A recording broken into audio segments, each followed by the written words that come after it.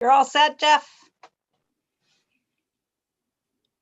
Yep, I'm reading it all. All right, yeah, have Soupy send you. Okay, how do I undo this? Leave? Yeah, Well, you can use that, Jeff. We can just change your name. oh, Will you do that for me? Yeah. Okay, thank you. Oh, can I? I'm not sure I can do it. Well, let me log out. here, and- wait, I could do it for him, or I'll show you how to do Well, Thank you, Brian. I'll log out and sign No, in. no, I may be able to do it as well. Soupy's here. Hold on. Let me make everybody, it. Yeah, don't worry. Okay, Brian, I'll see you. Thanks. I'm in the corner. Yep, I'll be right here. I'm in my hot box. Thank you for the files. Sure. Oh, yeah, and then, this is. Okay, Yep. I think I can do it now. I just made you a co-host. Yeah. Okay, you are all on YouTube now, just so you know. I'll be back. Thank you.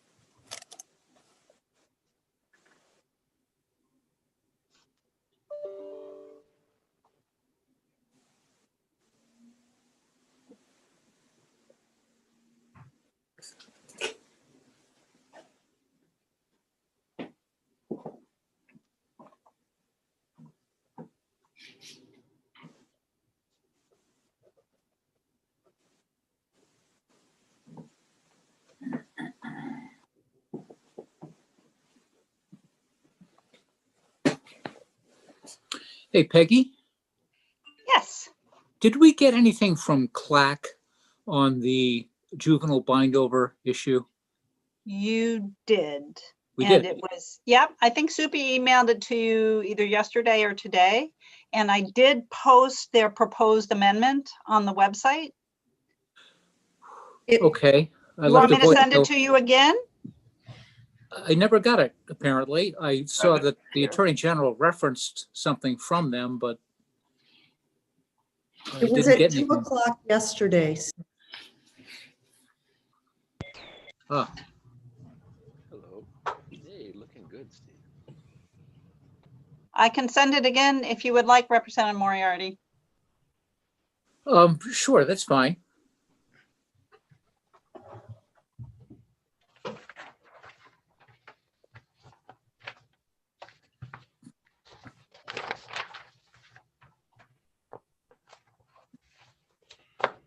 Looking good, Tom. Funny man, Jeffrey. That's a nice haircut. It's a compliment. Thank you. Okay, I'm muting. Are we to mute? Okay.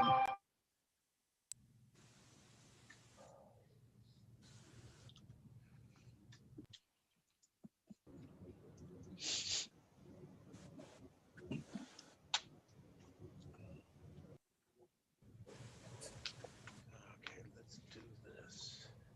Good morning, everyone. This is the Joint Standing Committee on the Judiciary, and we committee members are all gathering, and in just a moment, we'll do a round of committee introductions. So for those who are watching on YouTube, just give us one more minute. Thanks.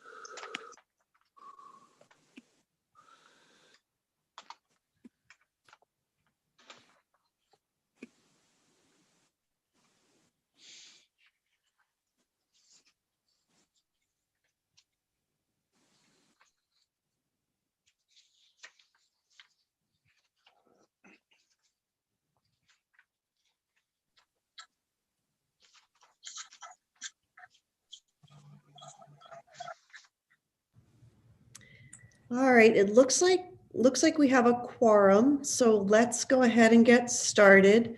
Good morning, everyone. Welcome to our committee meeting. We're going to start our committee this morning, or well, this afternoon at this point, with some introductions, and then we'll take up the matter of our committee rules. And I'm just going to call on folks to introduce themselves. And let's see, I will start with Senator Keim.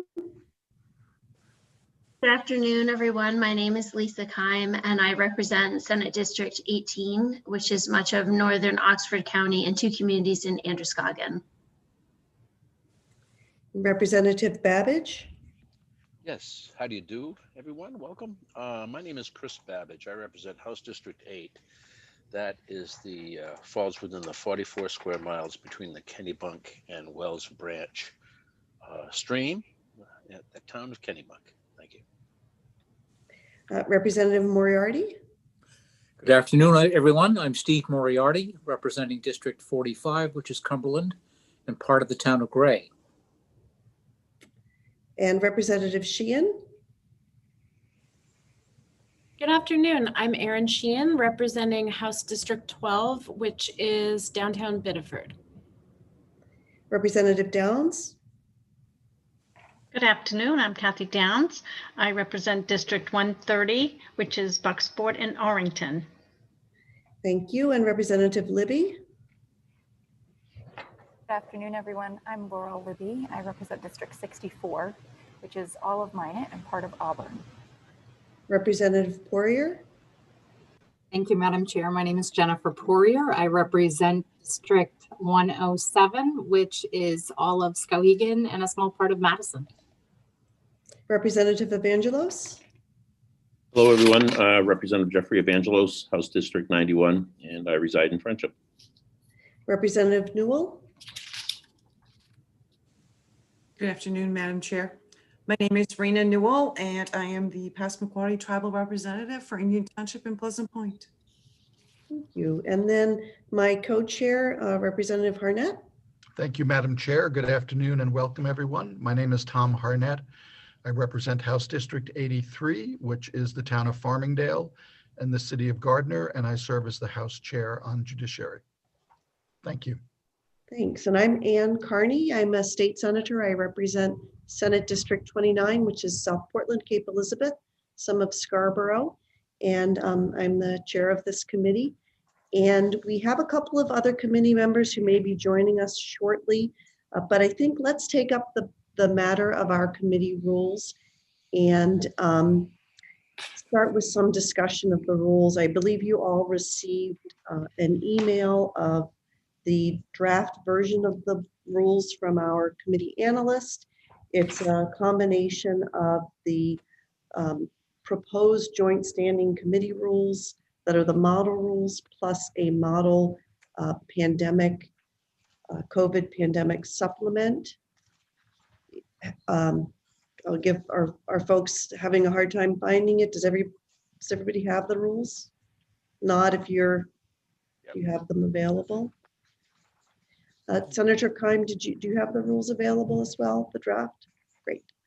All right, let's enter into a conversation about the rules, and I will ask folks to use the raise hand function, please, because that's the easiest way to recognize who is interested in speaking. Before we launch into our discussion, actually, I see that Senator Sanborn has just joined us. Would you like to introduce yourself, Senator Sanborn? Sure. Good afternoon. I am Heather Sanborn. I represent District 28, which is half of Portland and half of Westbrook. Thank you. And we're just about to take up the committee rules. So let me entertain any questions about the draft that was circulated. Questions or concerns? Representative Moriarty. Thanks very much. This is an obvious and easy question to get us started, but I'm looking at paragraph 6, the smoking and eating restrictions. I take it that the deletion of water and the inclusion of beverages means that we can have coffee and tea during the course of our hearings. Yes, and Moxie, if you are so inclined. That's a good positive change. I approve of that. It's good. Other questions or comments from committee members? Senator Keim?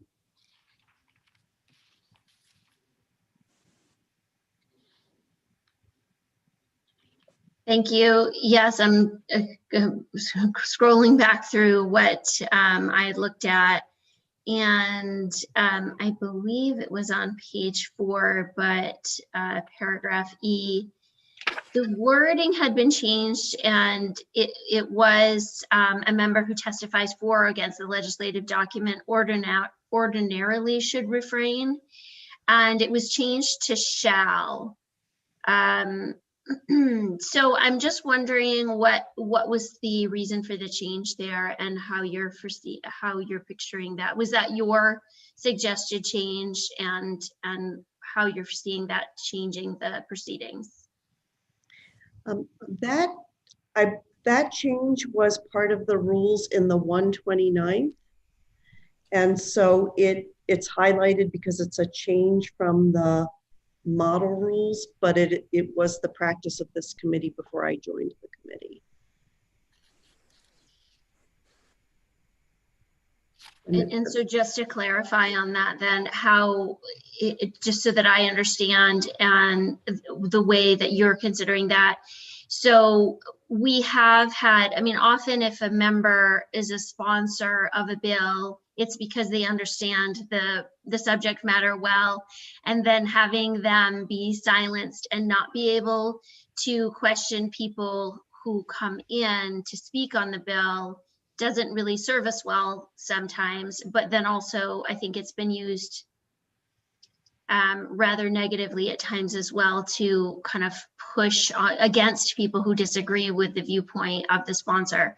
So in my take on this is that with permission, those people can still speak, but of course we're going to, have decorum in how we question the people that are coming before our committee. Is that the way you read this, and how you see us proceeding?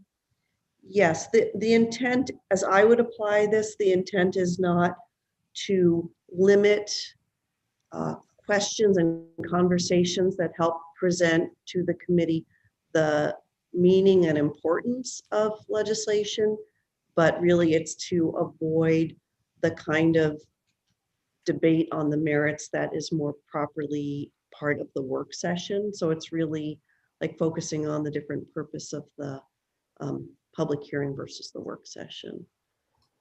But I personally think and agree with you that there are times when a bill sponsor knows the subject matter and can ask clarifying questions that will really assist the entire committee. And that's the intent, is to make sure that we get out as much information as we need about the bill without venturing into the kind of debate that is part of the work session.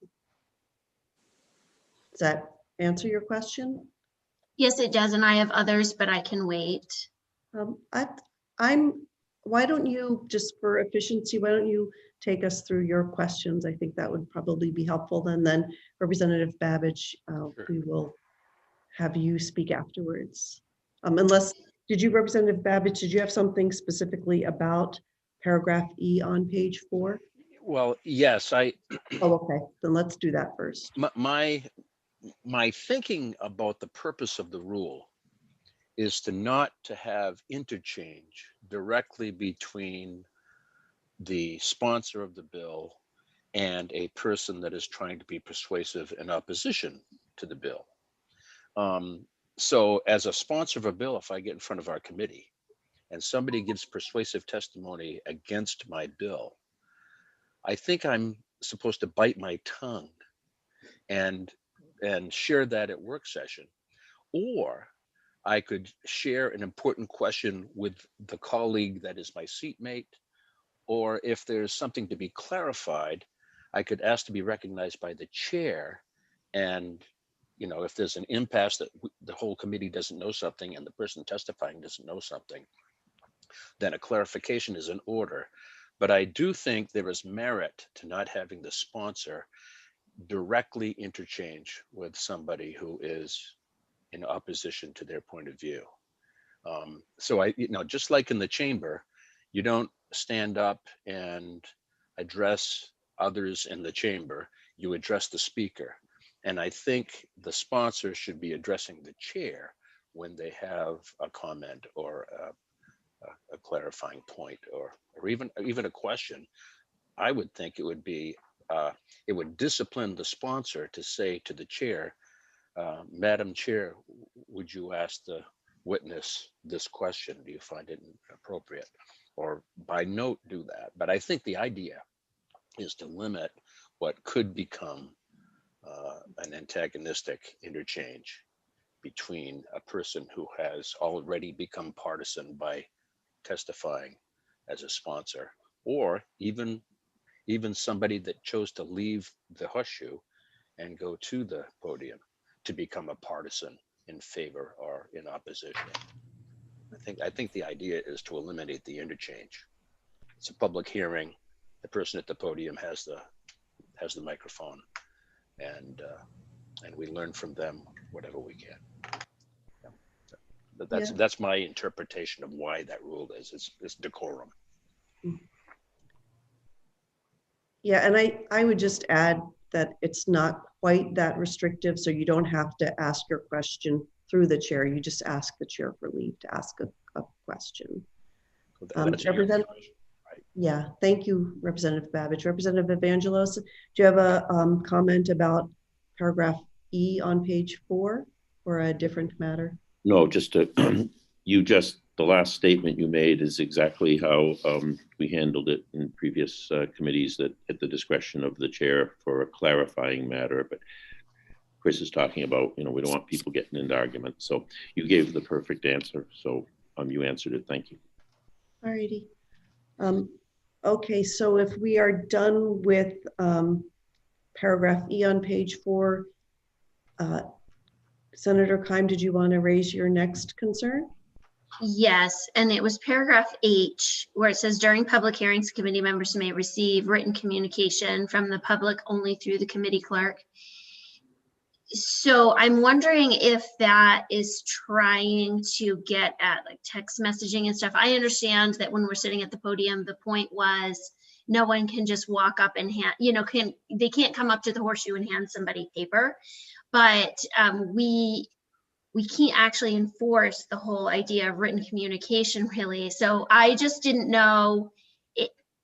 The way it's written is very ambiguous. It could be a text message, it could be an email, it could be so many forms of written communication. So I just wonder if we shouldn't have that there, because if the point is no one can approach the horseshoe, then maybe we should just be saying no one can approach the horseshoe. But we can't enforce no written communication can be given to the members. Yeah. So That's seems a good pointless. point. So H and I were paragraphs that were in the rules for the 129th, and you're exactly right. It is about approaching the horseshoe, and the rules that we make today will be in effect not just this session, but next session in 2022, where we all do expect to be around the horseshoe again. So maybe what we could do is add during public hearings in the committee room. Would that address your concern? But even if we're at the horseshoe, members are getting written communication, right? They're just getting it electronically. So I just think that we shouldn't have rules that don't really make sense and that aren't enforceable. So I think the rule should be, I don't know, something. I think the object of the rule is that we don't allow people to approach the horseshoe. It's a matter of decorum in the committee room, as opposed to the fact that we're actually, whether or not we're receiving written communication. Yep. So if it said during public hearings, the public may not approach the horseshoe, but may deliver communications through the committee clerk. Would that be acceptable? Yeah. Do other, Representative Newell? Would there be a difference with legislative aides? That's a good question as well. All right, so let's just, so that we can get the right clarifying language down, I'm just going to ask people for a show of hands. I'm going to ask two questions. One is, do we want to allow legislative aides to approach committee members in the horseshoe? And then do we feel like it's important to clarify that the public can't approach the horseshoe and take that approach? So first, legislative aides. If you feel that the rules should allow legislative aides to approach the horseshoe, raise your hand.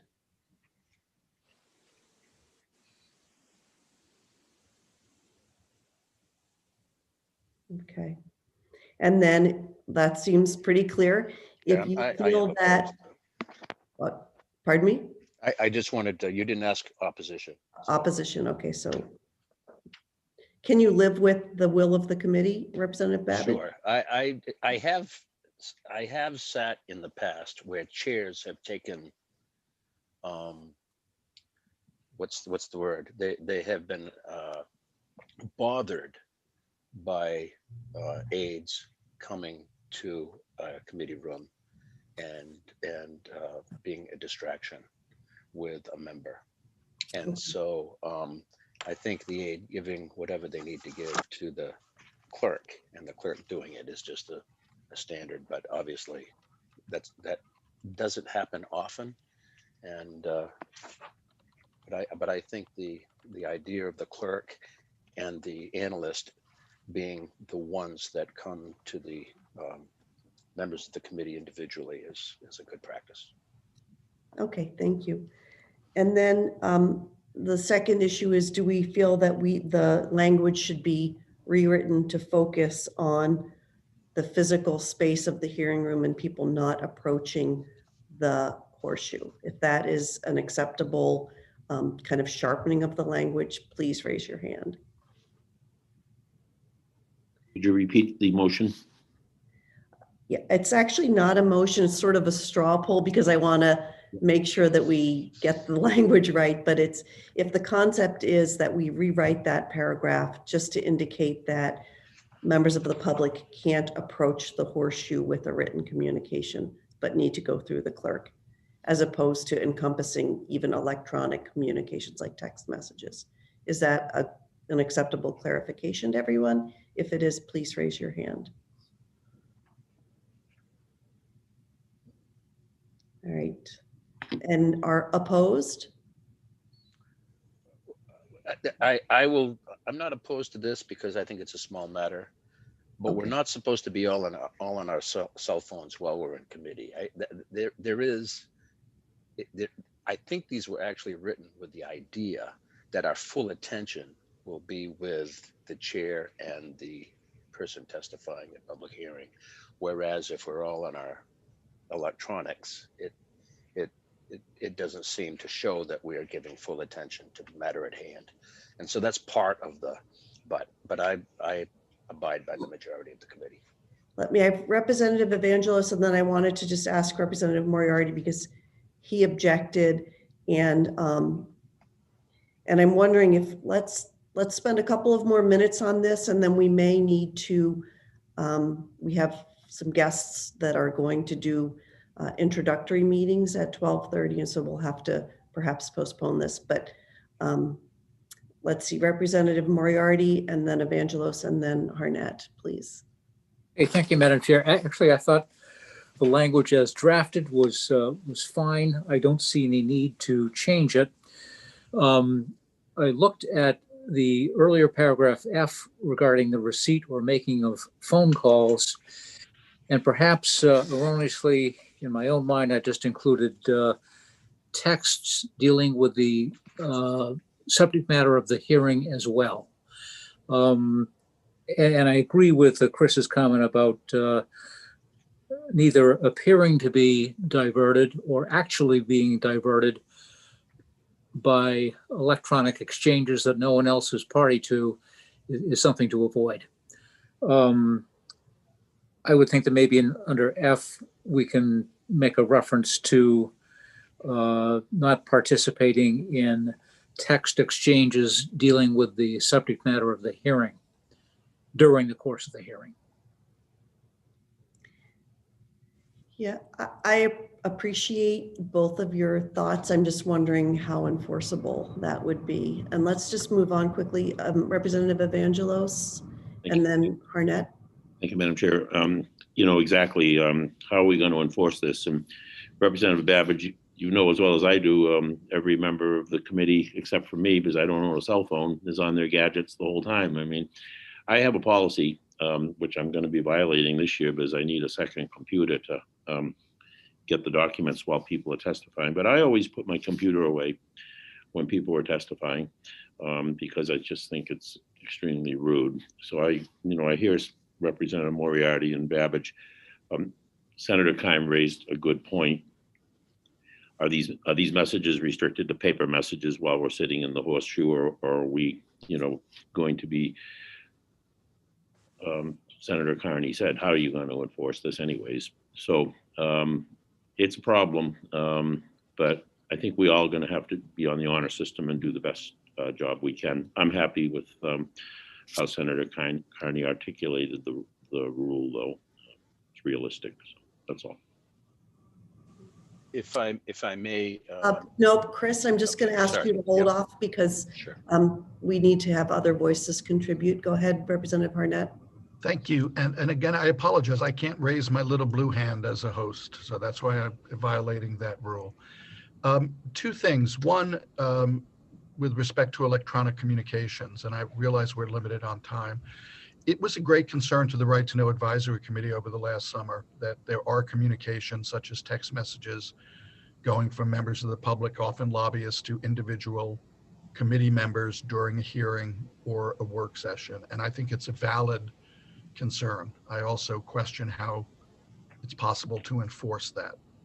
But you may be hearing from the committee about concerns about electronic communication. So I just want to put that out there. And although I voted for the exception for legislative aids, once we are back in session, I do have a concern that's been raised to me that how does the public know who is an aide and who is not? And are they going to assume that, oh, I can approach because this person just approached, or are we going to make it clear? It sends a mixed message, I think, and I'm just worried aides don't walk around with a big sign on their back that says legislative aid. Thank you. Representative Libby? Just a quick thing to speak to the legislative aids. The reason that I raised my hand in support of the legislative aids being able to approach is that now and in the future, depending on what things look like, my aide will be printing recent testimony as needed when we do have hearings or when I need documents printed here at the State House and I'm unable to do so myself. So depending on what things look like now and in the future, I think it would be very valuable to have our aides be able to approach since we don't have any other channel to receive that paperwork. Yeah, that's an important point. And I just to let folks know that you can also get up from the horseshoe and walk to the door to get a message or something from your aide. Sometimes aides also have to communicate with legislators because one of us might be in a Judiciary Committee hearing and a bill that we're supposed to introduce before another committee comes up for a hearing, and they're summoning us to shift from one type of legislative work to another type.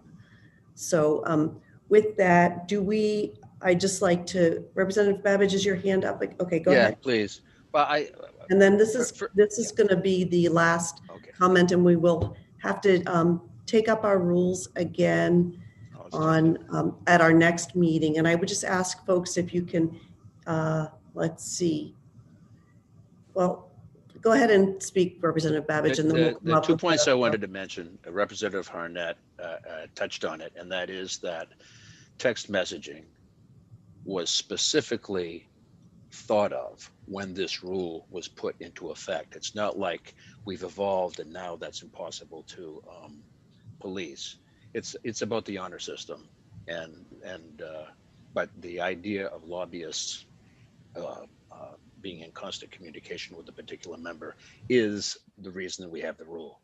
The second thing about the aides, I just wanted to say that normally it's a delay of 5 seconds for the aide to give it to the clerk and then the clerk to pass it to the legislator, or sometimes the aide merely gets permission from the clerk and then goes to the legislator. But the perception is that the clerk is in charge of what goes to the committee. Thank you. Thank you. So I'd like to propose a process going forward. I know, Senator Keim, that you said that you had quite some other comments on the rules. And what I'm wondering is if you can check in with members of your caucus and obtain their concerns and suggestions about the rules. And I will do the same. And I will also check in with Representatives Newell and Evangelos. And then perhaps you and I can get together and talk through the concerns and come up with something that we could present to the committee. Is that agreeable with you? Thank you. Okay, great. Is that, I see 2 hands up regarding the process. Representative Evangelos, why don't you go ahead? Not totally relevant to the rules perhaps, but I'm not sure when the 2 parties break up into caucuses, how it's going to work if everybody's zooming in. How are people going to caucus? If we talk about it later, but yeah, if we need to caucus, we will all mute our screen, our audio and our video, and create a separate meeting for corner caucuses if we need to do that during the course of a hearing. And Representative Babbage, is your... Oh, I apologize. Nope, I have no Okay, questions. great. Okay, so we will, Senator Keim and I will work together and bring something back to you shortly. Not today, though. Next meeting. All right. Thank you. And any other concerns about that rule refinement process, or are we all good with that? Looks like everybody's okay. All right, great. So now we are moving on to our next agenda item. And it is, we have 2 brief introductory meetings that we're going to hold this morning before we do a work session on the budget. And our initial presenter is the Maine Sheriff's Association. And we have representatives available to speak with us. And let me just look at my information sheet here. And I believe that Sheriff Morton, are you the spokesperson for your group? I am. Thank you very much for having me. Okay, well, I will let you introduce yourself and the others who are part of your presentation and ask you to proceed. Thank you very much. Senator, as I was listening to your conversations earlier, it reminds me of perhaps we should grab my 8th grade sons and a bunch of the kids and they can help us figure out the Zoom because they know what they're doing, how to set up meetings. But we deal with the same things here. Thank you so much for having us. It's an honor to be here. Good afternoon, Senator Carney, Representative Harnett, and distinguished members of the Joint Committee on Judiciary. My name is Troy Morton. I'm the Sheriff of Penobscot County and the President of the Maine Sheriff's Association. I'd also like to introduce on our meeting today, Maine Sheriff's Association Executive Director, Mary Ann Lamar. She's absolutely wonderful. Many of you probably know her. The Maine Sheriff's Association is a membership organization that includes all of Maine's 16 sheriffs. We hold monthly membership meetings and our legislative policy committee meets weeklies when the legislature is in session. In Maine, the sheriffs are not only oversee all the county jail operations and civil services, but we maintain robust law enforcement operations that ensure safety in our counties.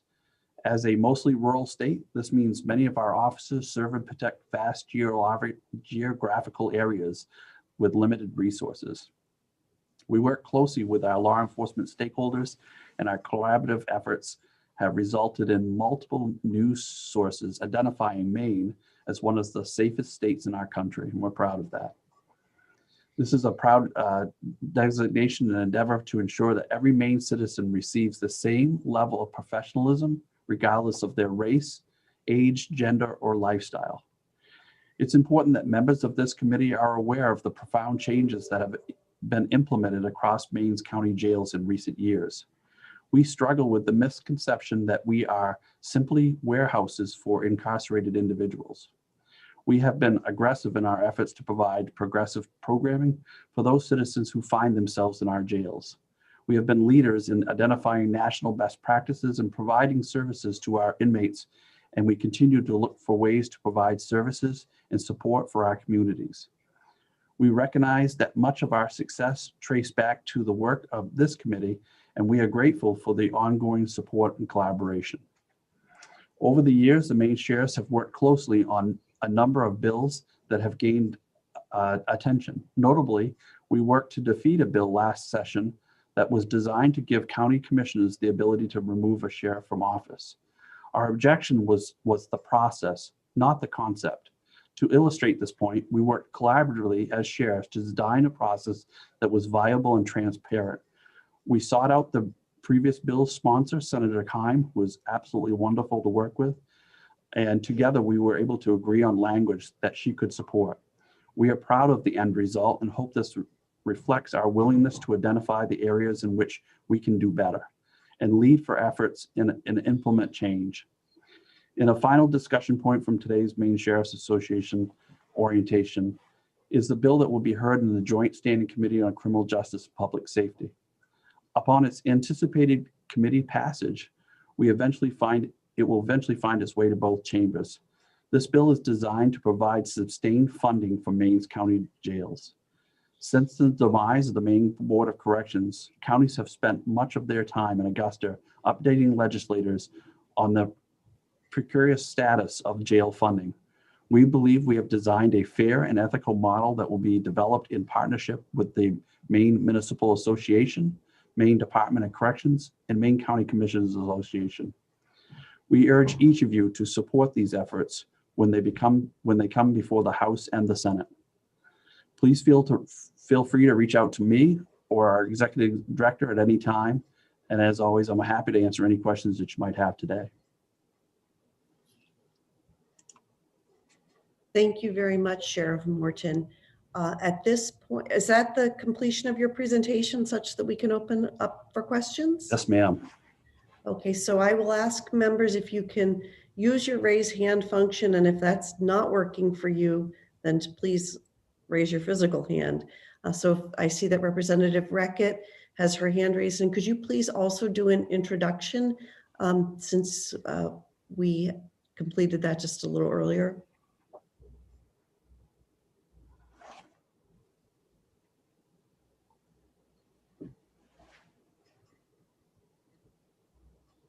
Representative Reckitt, you're still muted. There you go. Sorry, I'm Representative Reckitt, and I represent District 31, which is the ocean end of South Portland. I have a couple of quick questions, I think, Sheriff, and it's good to see you. It's sort of an odd question. Who hires deputy sheriffs? Is that does the sheriff do that, or does the county commissioner do that, or who decides who's going to be a deputy? So that's really an interesting question, and some that most aren't aware of. So county employees, including sheriff's deputies, are actually employees of the county. The processes go through the sheriff, and so the sheriff hosts the process of hiring, whether it's a corrections officer or a deputy sheriff, civil deputy, and make those recommendations of hiring to the county commissioners. But the county commissioners are actually the employer of sheriff's deputies. Another quick question. That's good. I had no clue. Who are the sheriff's deputies unionized in the same kind of way that police are? Other police are? very similar. Interestingly, and so as you talk sheriff deputies, there are sheriff's deputies that work in corrections, meaning that they're a corrections officer, but they also have certifications in law enforcement. But general terms, sheriff's deputy or deputy sheriff are those that are working rural patrol services in our outer communities. And they are in different counties, different unions. So here in Penobscot County, it's the Fraternal Order of Police, where in our corrections division, it's ASME, and they represent obviously the line units separate from supervisors. Yeah. Thank you. Certainly. You might want to have a conversation sometime just to help me understand further what the, I'll call you. Do that. Good to see you, Representative. Thank you. Representative Harnett has his physical hand raised, and then Representative Babbage. Thank you, Madam Chair, and thank you, Sheriff Morton. And it's not really a question as much as a note of congratulations. I read about the grant that you received from the Department of Justice that will allow you to have mental health clinicians in the cars with your deputies in a hope to be able to de-escalate situations that really don't call for, that would benefit from a clinician more than necessarily a show of force, and also for their work with incarcerated people who are re-entering society. So I just wanted to wish you the best with that. Noted you're the only department in the state of Maine that received that, so congratulations. Thank you, Representative. We are proud of that. It's only 1 in 4 in the country that actually received that federal funding. It's a 3-year grant, and it will touch a little bit on expanding clinicians in the county jail, which we already have, about 75 hours. This will allow us to expand that, the clinician hours inside the facility, and it will also put those clinicians, the availability and the cruises with our deputy sheriffs. One of the issues, interesting, and I see some legislation coming through, at least titles, that talk about the ability for clinicians to respond to critical incidents, whether it's a barricaded person, perhaps criminal threat, suicide attempt threats, or things like that. This is going to be a valuable tool to us. So we're encouraged, and we're really looking forward to having this up and running. Thank you. Representative Babbage. Thank you, Madam Chair. Forgive me, Sheriff Morton. I missed where you're coming from. Which county do you represent? Penobscot County up in Penobscot. Well, congratulations on what Representative Harnett just referred to. That's wonderful. I wondered about sheriff department's interaction with the Fusion Center. The Maine Information and Analysis Center, how does that work? Do you get many communications from them? Do you initiate them? Do you get occasional bulletins?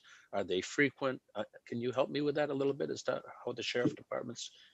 Yeah, so certainly, I appreciate it. Good to talk to you, Representative. I can speak specifically to Penobscot. I don't know the specifics to every single one of the 16 departments, how they operate, or offices, how they operate, but we receive information.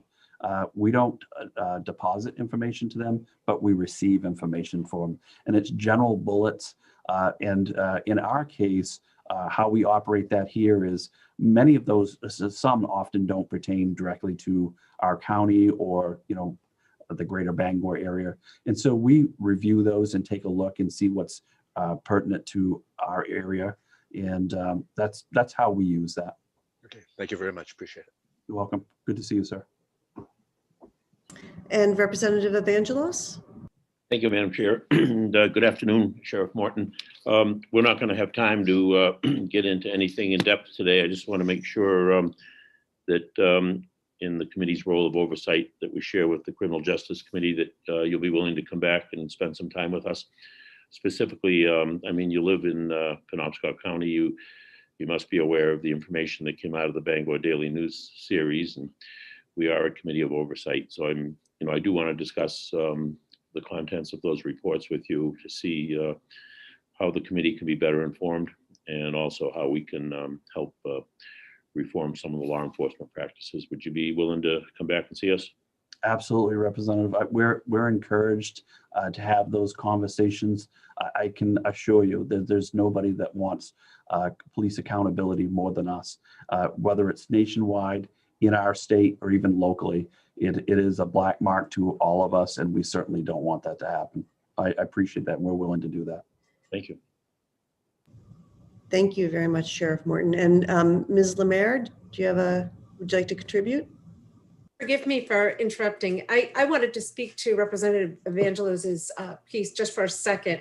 I really welcome that question because Maine sheriffs have worked diligently and collaboratively with other law enforcement agencies around the state for many months to address issues that some of them were revealed in the Bangor Daily News, but they were issues that we were cognizant of prior to those articles coming out. Senator Kimes' bill was one that we worked on before the articles came out. And I just want to say there are going to be a number of bills that come through this session that we will look to you to support when they hit your chambers, even if they don't come through your committees, to address some of the issues that you're speaking to now. And Sheriff Morton can go into greater detail when he talks about things like use of force and where Maine stands in the country compared to other states. We are the leaders. Mr. Tolan from the Maine Chiefs can address that too. So that's a great question. I look forward to working with all of you. My role as executive director, I manage the legislative piece for the association. And Sheriff Morton said we meet every Friday. And we will be looking to you for bills that you may have sponsored if we're looking for more information. And we urge all of you to look to us if you're looking for law enforcement support or guidance. And I can bring that information to my sheriff. So thank you. Thank you very much. Representative Babbage, is your hand raised a second time or are you all set?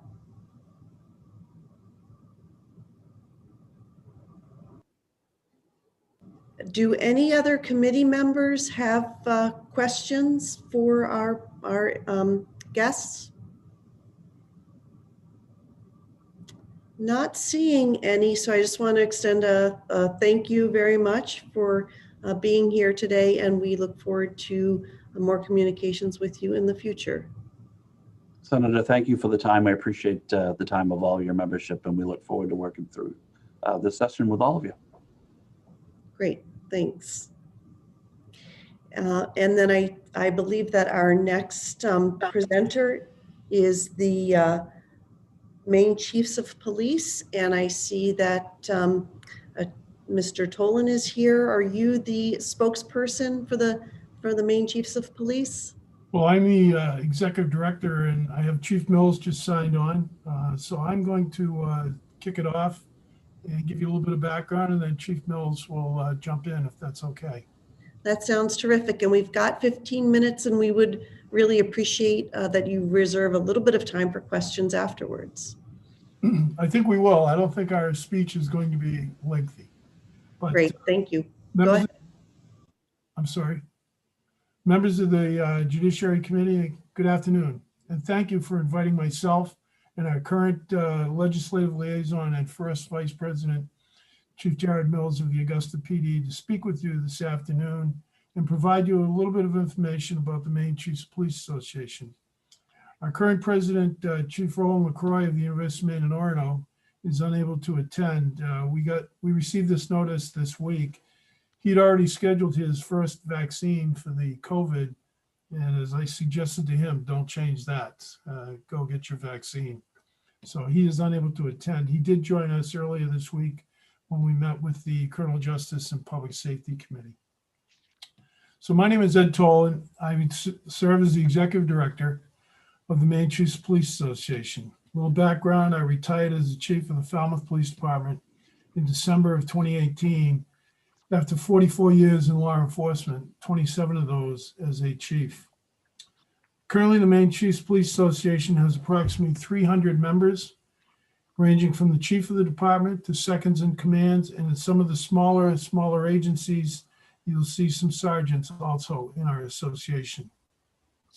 Our main purpose is to provide information to the members on legal updates, current law enforcement information, both state and national, legislative reports, and training. I was online when Sheriff Morton was speaking, and one of the things Sheriff Morton brought up was he spoke to the accountability in law enforcement, and that's a key topic for us. And I would encourage the members of the committee, if you have a moment, go to our website, which is www.mainchiefs.com. And on that website, you'll find an important article. It was a document that we put together earlier this year when the critical issues came about on the Black Lives Matter, but it wasn't directly related to Black Lives Matter. We worked with our partners in law enforcement, namely the Department of Public Safety, the Commissioner, the Sheriff's Association, Sheriff Morton, Maine State Police, Colonel Cody, and the Attorney General's Office in Brian McMaster. And we produced a document called Law Enforcement in Maine 2020.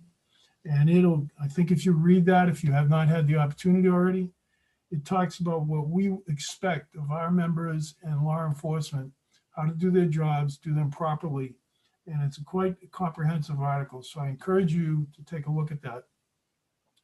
We find one of the most important roles is to provide chiefs who are knowledgeable and can speak to committees such as yours to provide information on bills that pertain to law enforcement and be available for questions. And we're available at any time to appear in front of your committee, obviously by Zoom at this time. As an FYI, we work closely with Bob Howe of Howe and Cahill to remain aware of the work that's in the legislature and pass this information along to our members. As you can imagine, our members are busy with their own jobs, and we can't necessarily stay up to date on everything in the legislature. So Bob is a great conduit for that information. We provide training to our members on varieties of topics, although you know the pandemic has impacted our ability to provide in-person training since March of this past year. However, our board of directors are made up of municipal chiefs who serve as district reps from the 8 districts of our state. Our state partners are also on our board. Sheriff's Association is on our board.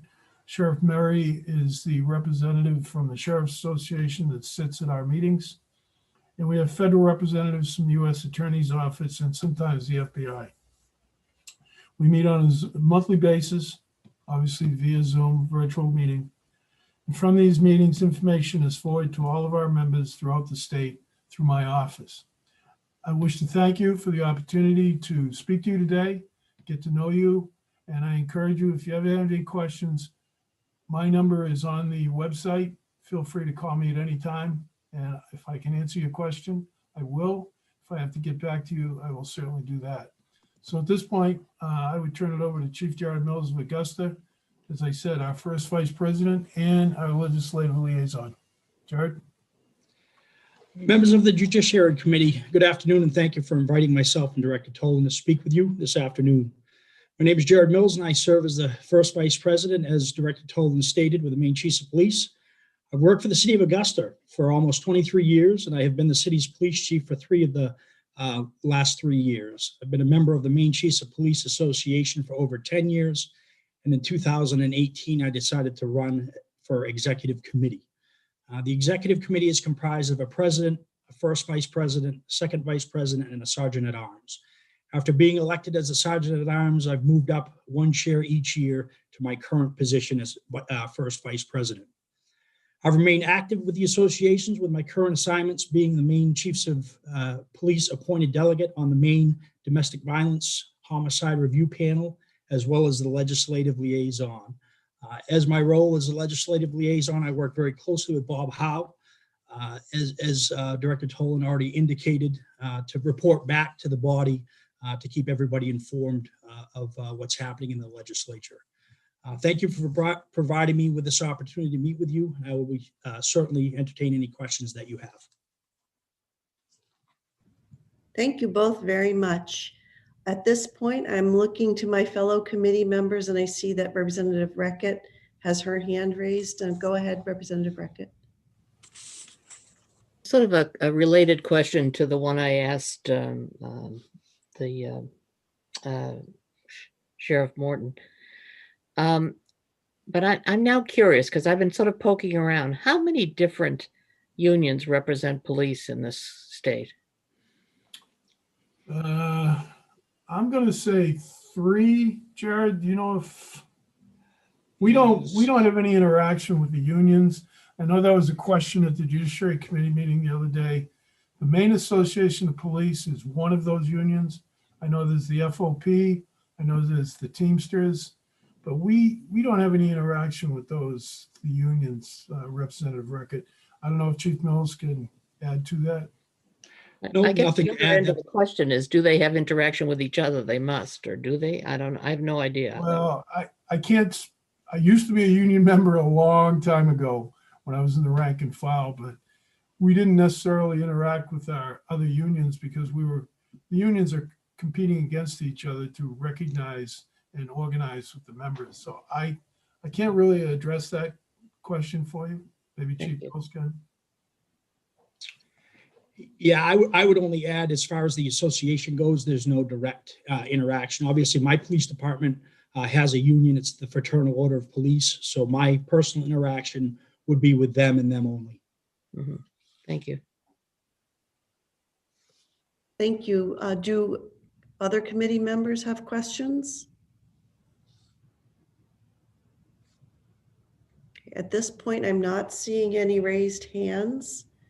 So I will thank you very much both for attending the meeting today, and we appreciate hearing from you. Senator, thank you very much for the opportunity. And again, if you need any clarification, need anybody to speak to a bill, please either feel free to contact myself or Chief Mills. We will. Thank you. Thank you. Thank you very much.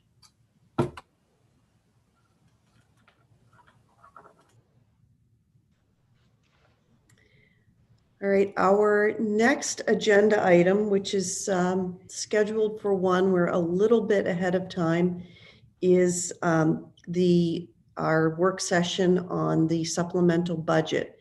And since this is a work session on the supplemental budget, we are just going to take a couple-minute break and resume, and we will resume with Representative Harnett chairing the budget section of the meeting. Let's try to all be back in about 3 minutes, if that's acceptable to folks. And just remember, if you're stepping away from your desk, please stop your video and mute, and we'll see you back in just a few minutes.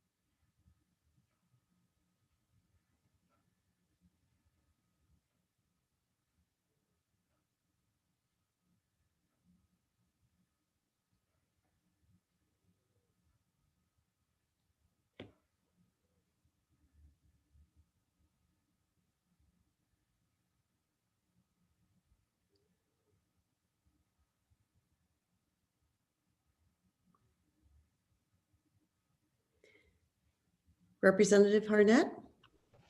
Thank you. Do we have enough people back?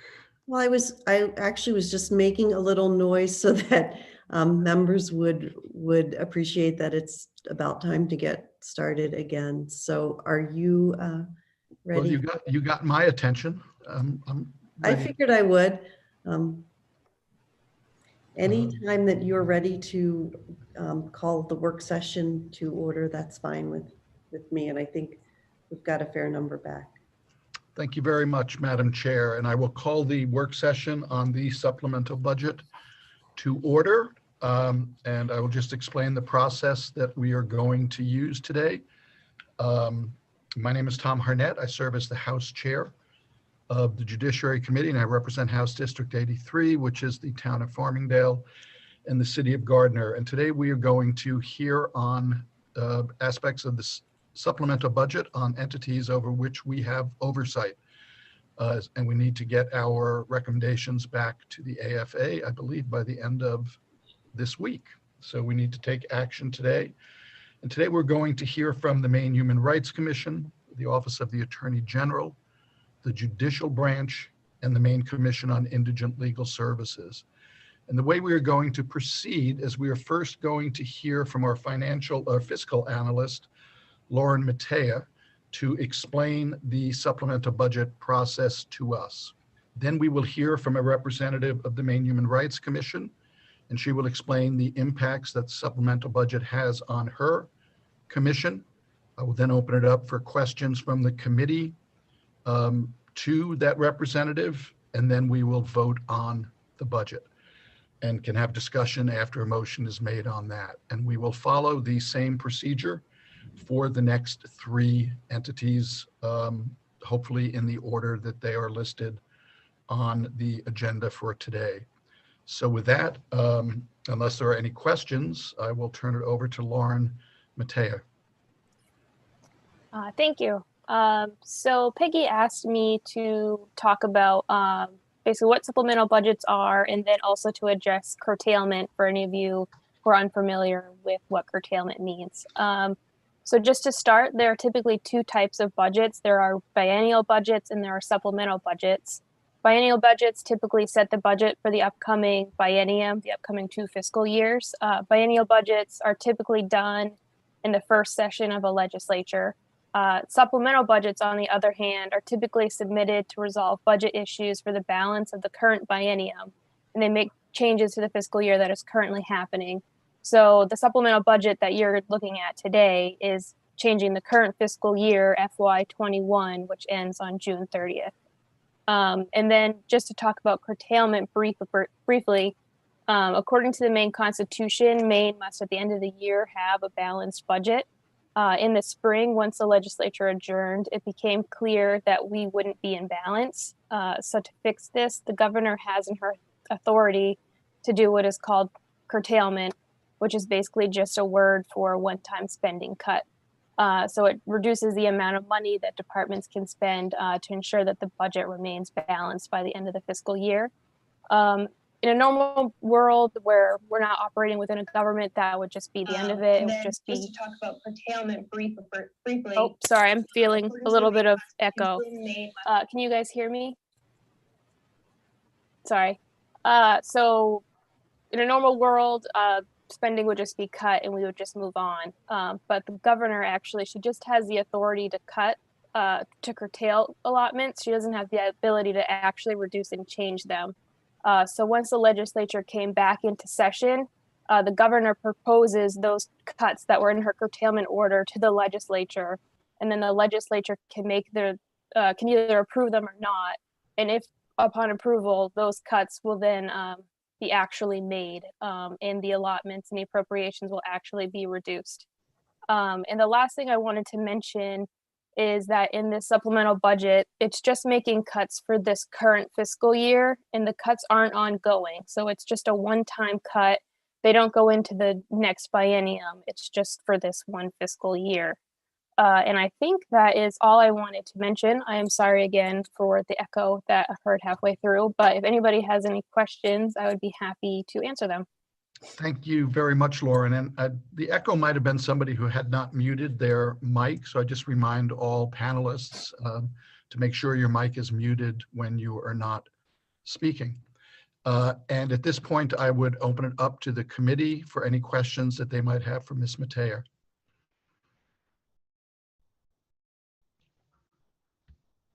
And I am not seeing any blue hands up, and I'm not seeing any human hands up. So I want to thank you very much. And we will move on. We very much appreciate your insight. And we will now turn to the Maine Human Rights Commission to hear from their director, Amy Sneerson. Welcome, Amy. Thank you. Good afternoon to Representative Harnett, Senator Carney, and members of the Judiciary Committee. Thank you for allowing us to appear and discuss the proposals regarding the Maine Human Rights Commission and the supplemental budget for the remainder of this fiscal year. I'm excited that we're first because that's never happened before. And I appreciate the analysts putting us first because I think we have the simplest, easiest things to dispose of. We only have 2 initiatives presented in the supplemental budget. One is a cut from the general fund personnel services that reflects $37,550. And that is the result of one of our staffers voluntarily choosing to go part-time during the time the curtailment was proposed. Our agency, like every other agency, had to come up with a proposal for 10% cuts in the general fund. And that was difficult for us to do. And one of our staffers decided that it was a good time for them to do part-time work, which was lucky for us that we got to keep them, and lucky for us that it helped us avoid having to lay off any staffers. So that represents in the personnel, general fund personnel, and it's actually, I think, reflected spread out in all 4 quarters of the fiscal year when I looked at what we had been sent from BFMS. And the other cut was $12,000 from the commission's all other fund. And that is several different things glommed together. About 3/5 of it represents, no less than that, about 2/5 of it represents money that the commission usually would have spent for commission meetings. Since the start of the pandemic, we've held all of our meetings online on Zoom. Before that, the commission had been renting meeting space at the Senator Inn, and that funding to pay for the rental had been added into our agency budget back in the 2019-20 biennium. And we also had started providing security services at our meetings that had been added into our biennial budget in the 2021 budget. So because we're not meeting in person, we don't need any of those. So those are part of our savings that we could offer up. There's also some employee training funds that we offered back, and some professional services by the state funds that we offered back. We were managing vacancies and basically offering up everything that we could out of all other, since we don't have a lot of discretionary funding. So that's the $12,000 is a conglomeration of that. And the money is already gone from our accounts. So it's been, relatively speaking, we were very, very grateful that we didn't have to lose any positions. And so we would encourage you to approve the supplemental budget initiatives for our agency, and I'm happy to answer any questions that you have. Thank you very much, Executive Director Sneerson. Are there any questions from members of the committee?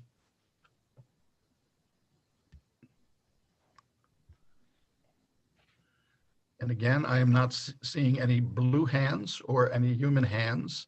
So at this point, I would entertain a motion and let you know that on all of these motions, when voted upon, it will be by roll call run by our clerk, Sue Panett. So I would entertain a motion. I move that we approve the Maine Human Rights Commission portions of the supplemental budget before us. Motion made by Senator Carney. Do I have a second? Seconded by Representative Kathy Downs. Thank you very much. Is there any discussion? Gonna check for seeing no hands for discussion. I would ask the clerk to call the roll, please. Senator Carney. Yes. Senator Carney votes yes. Senator Sanborn. Yes. Senator Sanborn votes yes. Senator Keim. Yes. Senator Keim votes yes. Representative Harnett. Yes. Representative Harnett votes yes. Representative Babbage. Yes. Representative Babbage votes yes. Representative Galgay-Reckett.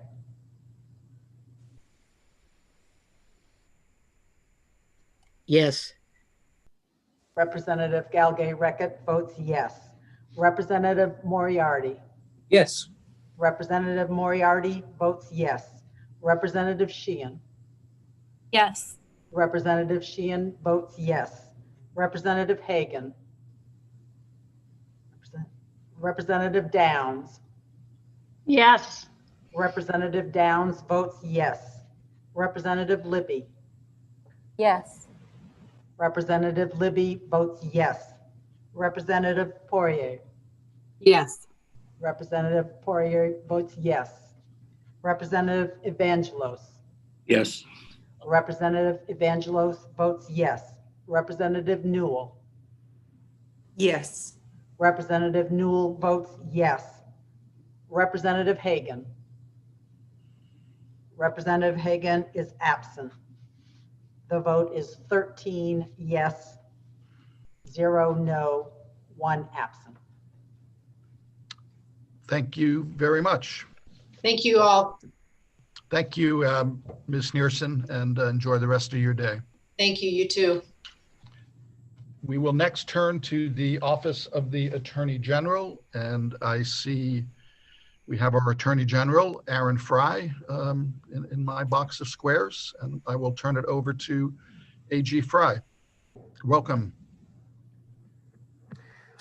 Thank you very much, Representative Harnett, Senator Carney, members of the Judiciary Committee. Appreciate this opportunity today to be available for questions that you might have relating to the initiatives that were put forward relating to the Attorney General's Office budget. Pretty straightforward, and in many ways, my comments may be well reflected in what Director Sneerson had talked about with her agency. There were only 2 positions that were impacted. They were positions that were vacant, one in my office, one in the office of the Chief Medical Examiner.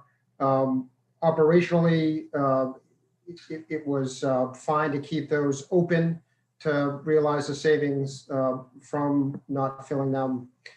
The rest of the expenses, as you would probably see, relate to either costs that did not need to be made, cell phone, contract with the OCME having had with Cary Medical Center, different expenses in the Civil Rights Division in the office. These were all expenses that, because of the pandemic, because they were not necessary, were able to be offered up to be dedicated towards the shortfall. As Director Sneerson had pointed out, just like the Human Rights Commission, we already did experience the loss or these costs as a result of curtailment, and do not see any challenges with accepting with asking that the committee support these proposals. So I can take any questions, but I think probably the justifications that are provided for each reference are pretty accurate as to what they're doing. Thank you very much, Attorney General Fry. Are there questions from members of the committee on the presentation from our Attorney General or any of the specific budget lines in the material that you were provided with? I see a hand from Representative Evangelos. Thank you, Mr. Chair, and welcome, Mr. Attorney General. I just wanted to make sure that the cold case homicide squad is fully funded and operational. It is. when we sat down to look at what it is that we could offer up, we did pay close attention to how we can protect the current operations of the office. You know, we didn't want to sacrifice the current operational level of the office. And so you have these initiatives that were put forward. No positions that were filled were lost. The position that is identified from the AG's office, it's a deputy. Members of the Judiciary Committee from last session may recall that when we went through the process of providing the 8-year report, government accountability report, we identified that there was a position that had been used in different ways by the prior AG. That position never got filled. That's a long way of describing that. It did not impact on the operation of the office. In particular, it did not affect the cold case squad, or that team. The investigators, the prosecutor, they continue to be fully operational. Thank you. Does that answer your question, Representative? It does. Thank you very much. Are there other members of the committee? And I am going to look again. Representative Babbage. Thank you very much, Mr. Chairman. I will lower my hand now so that I don't. Hello, Mr. Attorney General, and thank you for being with us. I just wanted to ask, and I understand the reasoning for this cut and the fact there'll be no central meeting and so forth this year. But regarding civil rights teams, I am concerned that in the different high schools and middle schools across the state, that these beyond the classroom experiences remain organized in their local clubs. And I wondered if there is communication virtually that will permit these clubs to operate. So thank you for that question, Representative Babbage, because it does offer me an opportunity to highlight that I share the passion in making sure that there continues to be a robust engagement between the Office of the Attorney General and these different civil rights team projects around the state. Particularly now, it is really important that this dialogue be promoted. And so when these expenses were identified, a couple of things. One, these expenses really relate in large part to the in-person engagement that was just not going to be able to happen because of the pandemic. So there's an annual in-person conference that is held that just for safety reasons, to comply with the executive orders, just couldn't happen. So that money wasn't going to be spent anyway. My understanding from our civil rights team project in the office is that there continues to be this robust engagement with high schools across the state who have civil rights team projects. And to give you an example, it also hasn't, this curtailment, the pandemic, it hasn't stopped our ability to expand. So many of you may have been following that there had been some questions about what was going on at Washington Academy.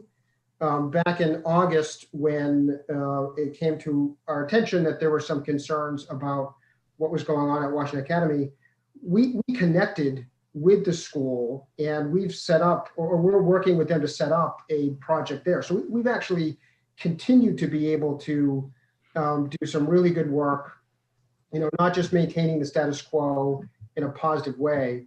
So that's a long answer to your question, but I hope what you take from that is we did think about how this might impact on the operation. It continues to be very important that this be a robust program. And these initiatives really reflect that the activity that was involved was not going to be able to be done anyway. Sure. So it's really just money that's sitting there that frankly should go to, and this is just through this is the supplemental budget, right? Might be a different conversation if we were talking about the next 2 years when, we re-engage in some of these activities that these initiatives cover. Right. This is just to get us through this year. And when it comes time for an in-person event this spring, we're just not going to be there yet. Thank you very much. Thank you, Representative Babbage. Any further questions? Are there questions from other members of the committee?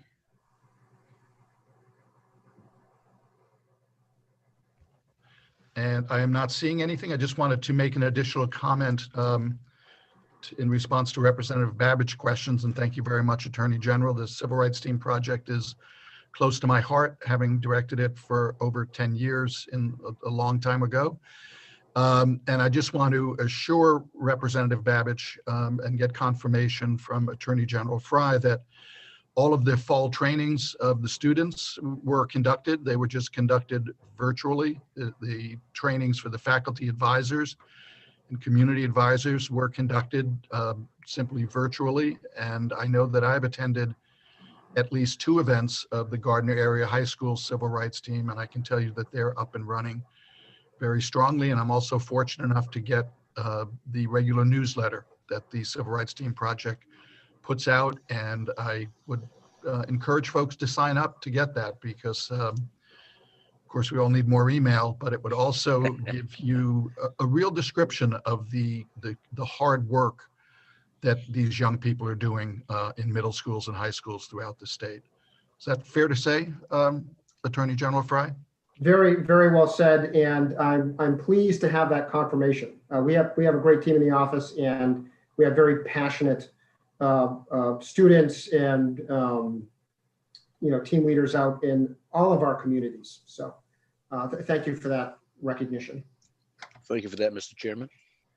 You're very welcome. And with that, I would entertain a motion. Senator Carney? I move that the committee approve the Attorney General portion of the supplemental budget that's before us today. Motion made by Senator Carney. Do I have a second? Seconded by Representative Poirier. Any discussion? Seeing no hands, I would ask the clerk to call the roll. Senator Carney.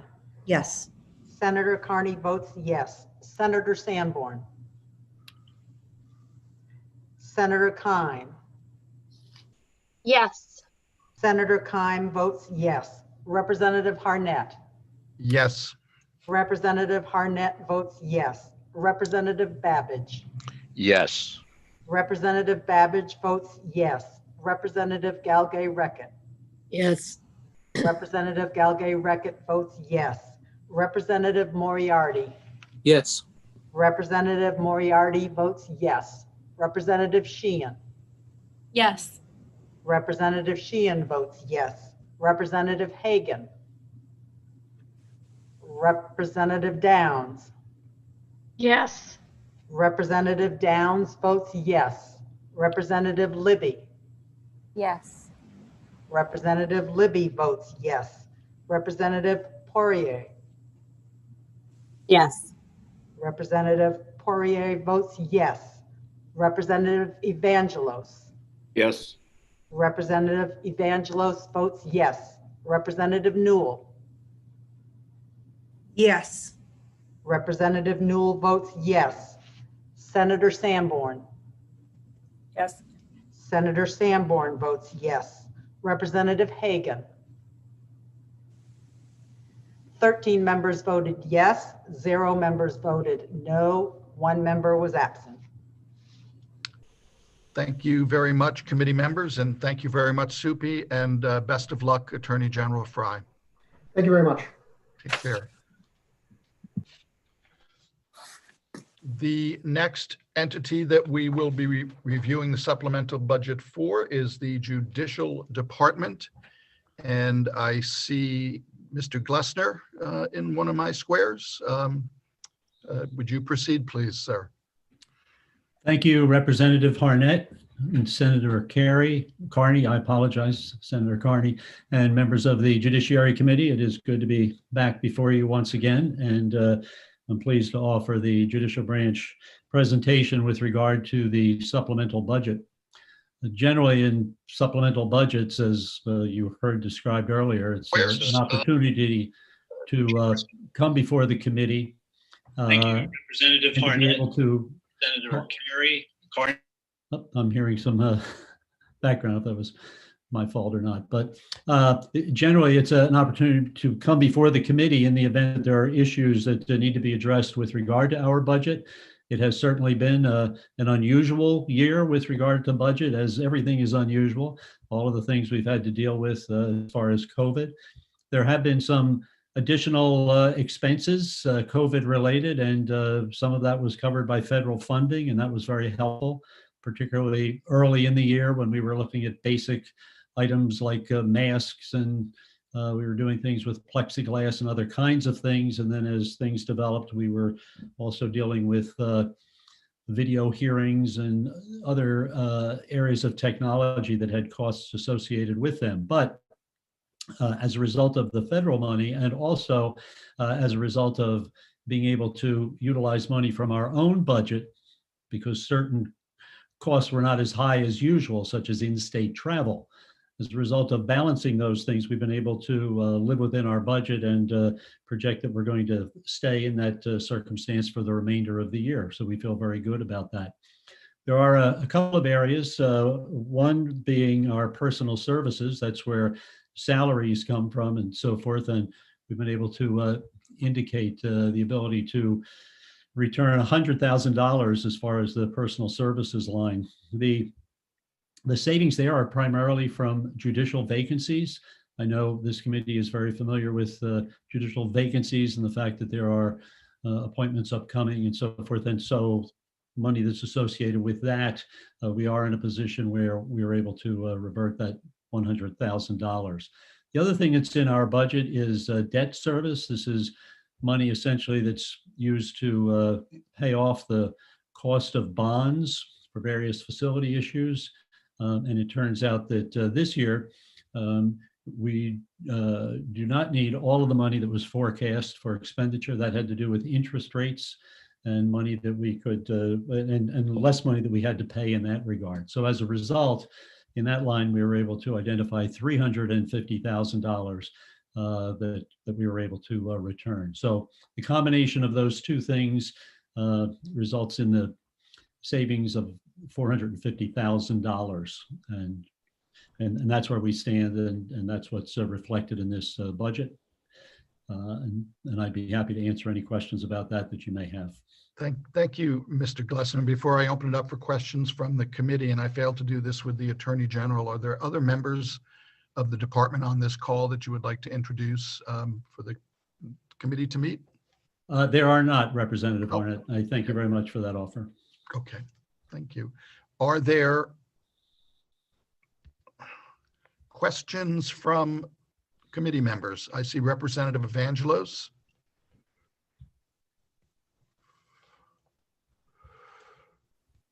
Thank you, Mr. Chair, and welcome, Mr. Glessner. Mr. Glessner, I read the article this morning in the Press Herald, and is there anything in your budget that will help address and alleviate the concerns of the media and the First Amendment regarding the prompt release of these records? Is it a technology issue or is it just a rule? The issue has to do with the rule, but candidly, Representative, that is something that is just brand new as of yesterday. So we haven't even had a chance to review all of the paperwork and so forth that's related to it. But it's it really is not a financial issue initially. We're not here. We would not be coming here talking about a financial aspect of that. So it has nothing to do with lack of resources then? That is correct. Okay, thank you. Thank you, Representative Evangelos. I see a question from Representative Moriarty. Yes, thank you, Mr. Chair.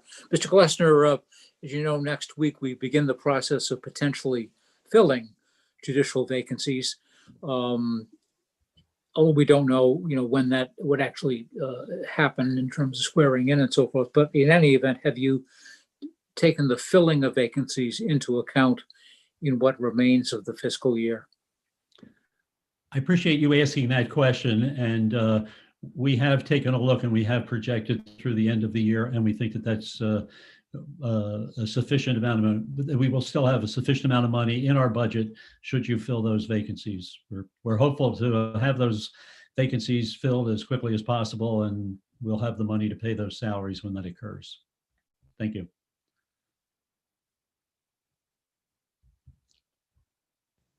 Thank you, Representative Moriarty. Are there other questions? I don't see any blue hands or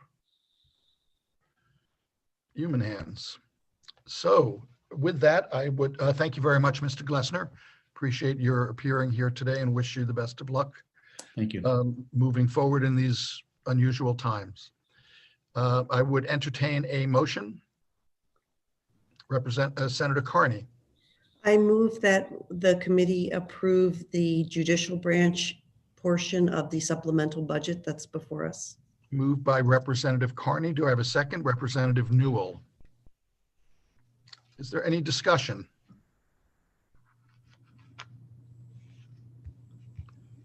Seeing no hands, I would ask the committee clerk to call the roll, please. Senator Carney. Yes. Senator Carney votes yes. Senator Sanborn. Yes. Senator Sanborn votes yes. Senator Keim. Yes. Senator Keim votes yes. Representative Harnett. Yes. Representative Harnett votes yes. Representative Babbage. Yes. Representative Babbage votes yes. Representative Galgay-Reckett. Yes. Representative Galgay-Reckert votes yes. Representative Moriarty. Yes. Representative Moriarty votes yes. Representative Sheehan. Yes. Representative Sheehan votes yes. Representative Hagan. Representative Downs. Yes. Representative Downs votes yes. Representative Libby. Yes. Representative Libby votes yes. Representative Poirier. Yes. Representative Poirier votes yes. Representative Evangelos.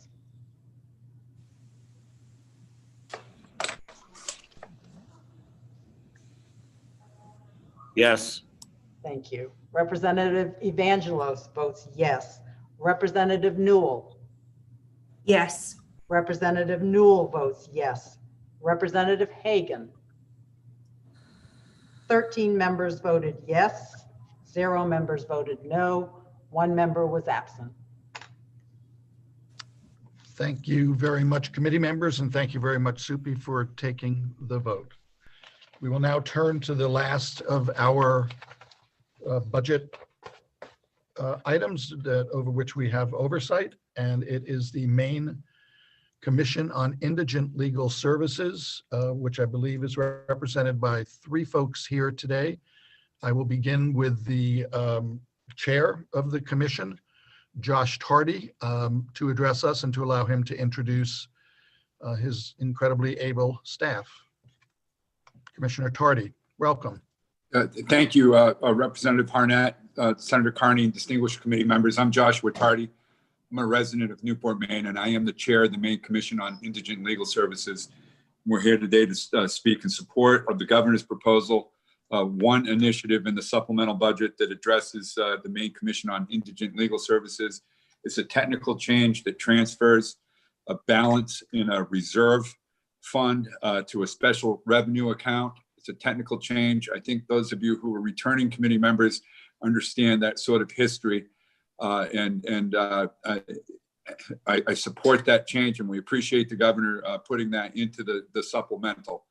To be blunt, our needs are dire from a financial standpoint at the Maine Commission on Indigent Legal Services. But I am pleased to report that I believe that progress and significant progress has been made. I'm pleased to have our, as you referenced, Mr. Chair, our very, very competent and able and passionate staff. Interim Director Justin Andrus is here, and Deputy Director Eleanor Maciag is here.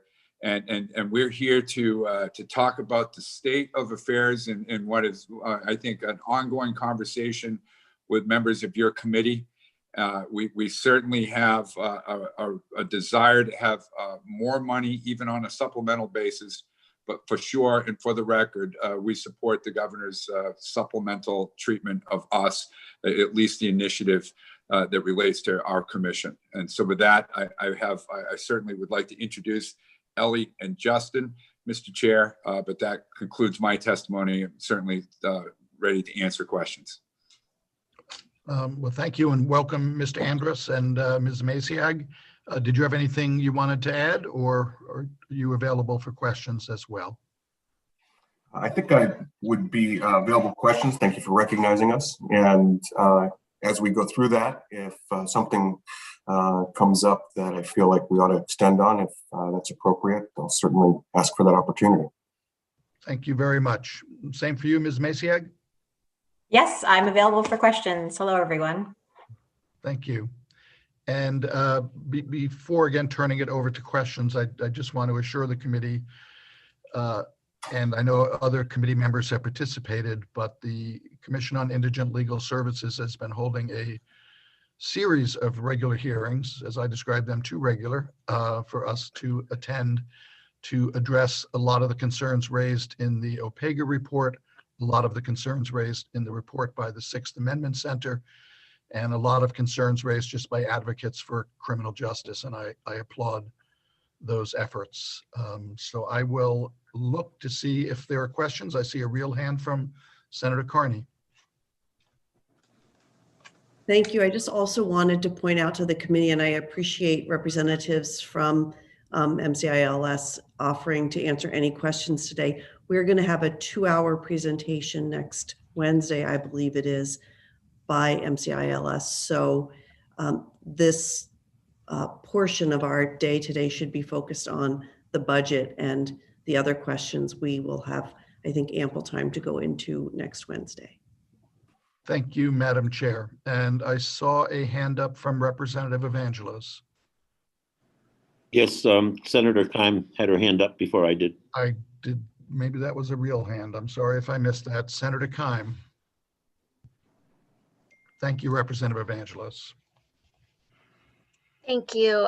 I just had a clarifying question. So the language change is taking other special so what exactly is happening here with the money? I don't quite understand. I think it's that the leftover money was normally swept into the general fund, but now it's put into a fund back into so the commission can use it. Am I understanding that correctly?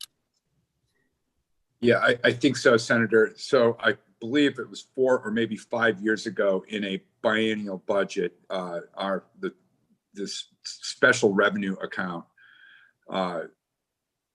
was utilized, and basically what we have done is our baseline budget has consistently been about $2.5 million a year short, and we've always had to have this technical tweak so that we can actually access money and spend it, which has been appropriated but unallocated.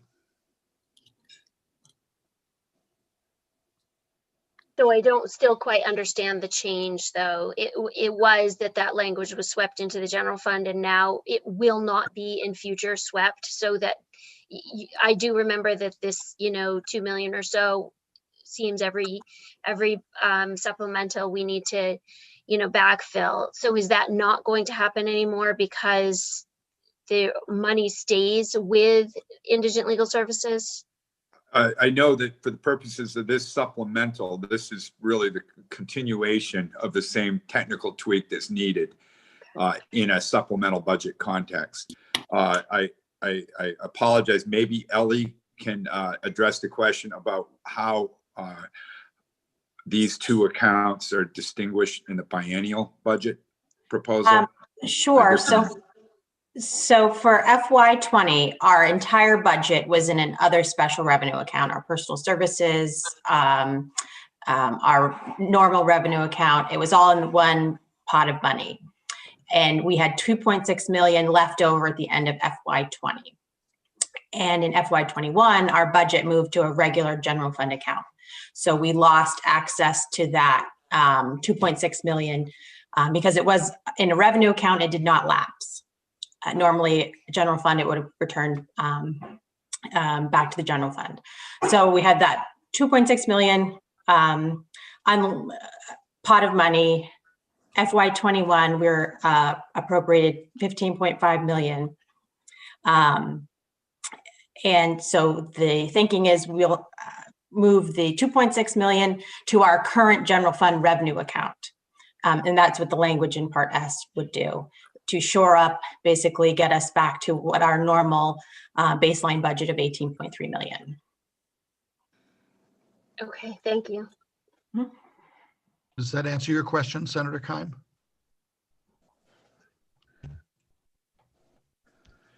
And I see Representative Evangelos, your hand is still up. Is that just, hasn't been taken down? Right, I haven't asked my question yet. Oh, okay. Well, that's right. You were deferred to Senator Keim. I apologize. You were being very kind. Nice try. Representative Evangelos. Yeah, nice try. Welcome, welcome, Justin and Josh and Ellie. Just one quick question, and any of you can weigh in on it, but does the current supplemental budget, and I may have missed something, are we able to address the $60 an hour compensation rate and get some improvement there? Thank you, Representative Evangelos. It's a great question. No, and we are. It basically is a continuation of our baseline budget, if you will, and so it has no additional appropriations that addresses any of the recommendations that come out of the Sixth Amendment Senate report. And so we are certainly we are certainly a commission that would like to have additional funding immediately in the context of this supplemental. In particular, as you recall, Representative Evangelos, before the pandemic hit, this committee had, in a divided report, had recommended to the Appropriations Committee to have additional funding in the supplemental for additional positions. And the division was based on a majority of the committee was satisfied with 2 positions, and then the minority report was to fund for additional positions beyond the 2. And so it was a wonderful, for me as commission chair, it was a wonderful argument to see waged in front of me is the difference between 2 positions and more than 2 positions. And so we still hold those needs. I think there's an immediate need for staffing. And if it's the pleasure of the chair, I would like to have the interim executive director, Justin Andrus, speak to that, if that is the pleasure of the chair. Absolutely. Mr. Andrus. Thank you, Mr. Chair. So for those of you who don't know me, my name is Justin Andrus. I have been the executive director of MCILS for 2 weeks, and I'm coming up to speed. I will beg your indulgence if I need to look to Ellie or Josh for some historical stuff. And Senator Carney, I'm sensitive to not doing all of the operations update now, so I will try and keep myself reined in. Just by way of background, I'm sorry, it looks like I've just lost the Zoom. Make sure that I didn't. Okay. By way of background, I've been practicing law, licensed in Maine since 2002. I served a year before that at the Cumberland Legal Aid Clinic for a full year. I've been involved in indigent defense in all but 1 year of that time, although I've never done indigent defense exclusively. I did serve for a year at the Board of Overseers as an assistant bar counsel before coming now to where I am. So I have some background here that predates my time. In 2 weeks here, we have managed to restore our operations to be up to date and to achieve an operational tempo that is sustainable. But it is not going to be possible for 2 people, a director and a deputy director, to perform the functions that we need to perform in order to meet our constitutional mandate or statutory mandate or comply with the Sixth Amendment Center report or the OPEGA report. There are simply not enough hours in the day. And so we asked, in what I understand was the fall of 2019, for 1 attorney position and 1 non-attorney position, the attorney position to serve as a trainer and the non-attorney to serve as an audit manager. I would amend that a little bit and ask that the attorney position be a trainer in quality assurance person, looking both at training and competence of representation. We have been asked as the executive staff to begin the process of looking at audits for people who may have not behaved well or who may have committed waste. And we are up for doing that, but we're going to need some support to actually have somebody reviewing those records. That should be under the direction of the executive director, providing attorney insight into the reasonableness of what's being reported, but the actual collation, records collection, interface can be a non-attorney position effectively. I would point out that as we do that, we're going to need to amend the statute governing MCRLS generally to provide for that audit function. And probably this is not the place to get down in those particular weeds, but right now there are aspects that should be within the purview of the organization that are not yet. I want everyone to know, I say this every time somebody gives me a camera. For months, Deputy Director Maciag has been working completely unreasonable number of hours. She's kept the ship afloat and she continues to do that, but it's not sustainable and it's not fair. And that's before you even add the training, quality assurance, and auditing functions that we're being asked to add and that we should add. So we will need those positions in order to fulfill those functions. I will stop talking at you, and if you have questions, I'm happy to address them. Representative Evangelos, do you have further questions? Yes, Chairman Harnett, I think you mentioned two things and two dates. You said that we're going to be meeting soon with the commission. And what is the deadline for submitting this budget? We're going to be meeting with the hearing from the commission and the Sixth Amendment Center on the 17th. And the budget has to be submitted by? I may look to our analyst on this, but I thought it was by tomorrow. Okay. It's unfortunate. I'm sorry. But go ahead. No, it's just that we're likely to collect some valuable information at that meeting, which would, would we be allowed to revisit the budget and approach the governor with a better request? I mean, we've got some pretty serious issues here that need addressing. Let me try to ask that question a different way, if I might, Representative Evangelos, and it's directed to Justin Andrus. To meet the needs that you just outlined, which obviously would take some time in hiring, advertising, et cetera, do you have a number that you would need to get through this fiscal year with this supplemental budget above and beyond the transfer that we are speaking about today?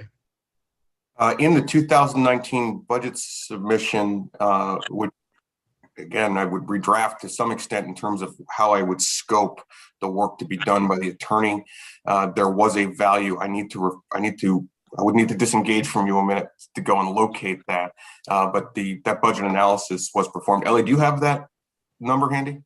I think it was 190,000 for 2 positions for a full fiscal year. So I would have to also go pull up that document to see what the basically half year number was. So I can pull that up. And with that cover, I can tell you that the number on that document is $179,256. That would be less than a half a year, correct? I mean, you've got to hire people. Right, and so we would need less than that, but that was for FY21. So the budget that was presented, or the request that was presented, would have started with FY20. And if you forgive me for multitasking you, I can look at that document again. So for at that point, there was only $18,000 budget request because of the time remaining. The year budget for FY21 that was requested, like I said, was $179,256. So again, to get you through the end of this fiscal year, to meet the needs that you think you have right now that are not reflected in the governor's proposed budget, what would that be? If the committee were so inclined to request additional. I'm doing some math, and I'm sorry that I'm not prepared with the answer to that, but it would be essentially 4/12 of that $179,000. I see Josh inhaling. Like you want to step in here. Yeah, I agree with that, Representative Harnett. I think it would be roughly subject to the experts' approval of that number, approximately $60,000. There you go. Thank you. Are there additional questions from members of the committee? I see a hand raised by Representative Libby and then Senator Keim. Representative Libby. I do believe that Senator Keim had her hand raised first, so I would defer to Senator Keim. I have never seen Senator Keim treated with so much respect. It is impossible for me to know which order the blue hands go up in. Somebody should talk to Zoom about that. Senator Keim, and thank you, Representative Libby. Thank you, Representative Libby. This is a great topic that I'm glad that we're discussing, and the difficulty is that so many of our members are new, but for those of us that have been on this committee for a while, for us to agree to a budget that doesn't include at least 2 positions is just flat out wrong. We can't do it. We cannot say yes to this. We have to put in at least the 2 positions, in my opinion. And I realize kind of the big ask that puts on the other members of this committee who are not familiar with the backstory of indigent legal services. And it would be helpful, if we had the full deep dive into this situation prior to our vote. But I personally can't vote in favor of this budget without at least asking for the minimum, which is so minimum, of 2 positions. I think it's the biggest need we have right now in state government as I look around, maybe other than our roads. Our roads are really important too. But no, this is a really major issue. And so I think to signal to appropriations how serious we are about this, I think it would be great for us to give a unanimous report saying we want 2 more positions at MCILS. That's my 2 cents. Okay. Thank you. Thank you, Senator. And I'll put a question mark at the end of that for you, which is good. Representative Libby. And thank you, Senator Keim. Thank you. My question is, I realize that no one here has a crystal ball, but this money, if I'm understanding it correctly, comes from the reduction in court activity that we've seen throughout COVID. So I guess my question, as we look forward, do you anticipate that as we continue to see that things are not fully ramped up and that we have continued reduction in the court activity, that we'll see further unspent funding that would help to make up those 2 positions? So it's Representative, it's a great question. If it is, it's short term. There's a backlog in cases. And at some point, as cases are disposed of and interim bills are authorized and approved, I don't want to say floodgate, but a floodgate of bills will be submitted that will need to be paid by our rostered attorneys. And so it's a false sort of savings as it relates to attorney representation in the bills they submit. We're all aware of the backlog. I've heard the number of, and Justin and Ellie may know. I mean, I think felony cases are backlogged, and it's north of 8,000 cases. So it's significant. If I may, Representative Harnett, address that? Yes, sir. So in September, Representative Libby, the number of outstanding cases pending resolution in Cumberland County had not quite doubled. It had gone from approximately 2,200 to approximately 4,100 year over year. And there's going to come a point when all those trials come due. Maybe not as bad as it sounds like it could be, because there's the potential for the state and the defense to reach resolutions when each realizes how many cases there are to deal with, if that's appropriate in appropriate cases. But there's going to be a bill to pay there. And to extend from that into what Senator Keim was talking about, there's going to be a raft of vouchers and financial activity at that time that is going to be absolutely overwhelming for our staff. And to have, whenever that happens, to have the person trained, procedures in place, statute modified as necessary so that we can be providing adequate financial oversight really requires that staff person that we were talking about, that Senator Klein was talking about. So, thank you. Thank you very much, Mr. Andrus. And I saw hand, I'm sorry, Representative Libby. Does that answer your question? Thank you. I saw a hand, I believe, from Representative Reckett first, and then Representative Babbage. So Representative Reckett. Thank you. I really, I have to say I am 1,000% in agreement with Senator Keim on this issue. I think that it's unconscionable of us to pretend that the budget as presented is going to work. It can't. There are insufficient people. And if we go that route, what's going to happen is we're going to have another slew of people screaming about vouchers not being carefully looked at, things not being done. You know, there are really so many hours in the day and so many hours in the week. And I think that this operation has been underfunded for a very long time. And, you know, having, as I'm sure Senator Keim has done, I've read the darn Sixth Amendment report, I think twice now. It's absolutely clear to me what the solutions are, but we don't have the the chutzpah to do it. And I think that this is not the total solution, but I think that it's a step, and I think it is a message both to the legal profession, constitutional people who are waiting to sue us, and the executive branch that we're proceeding to move. We don't think we can move as far as we'd like to, but we're going to at least take a step forward. So I really think that we ought to make the statement of saying there isn't enough and it's unconscionable. Thank you, Representative Reckett. And I would just remind the committee we'll have a time to weigh in on any motion after it's put forward, but I would ask for questions at this point. Representative Babbage. Thank you, Mr. Chairman. Regarding a motion that we will entertain here shortly, I imagine. I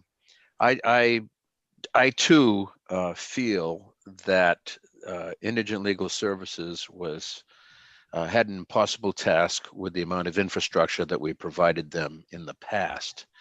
And to have a new captain of the ship and still not provide that infrastructure, I do think is unfair and not good government. So from this committee, I mean, if it's $7,500 a month per person that was budgeted, you know, even having one person would be wonderful from March to June.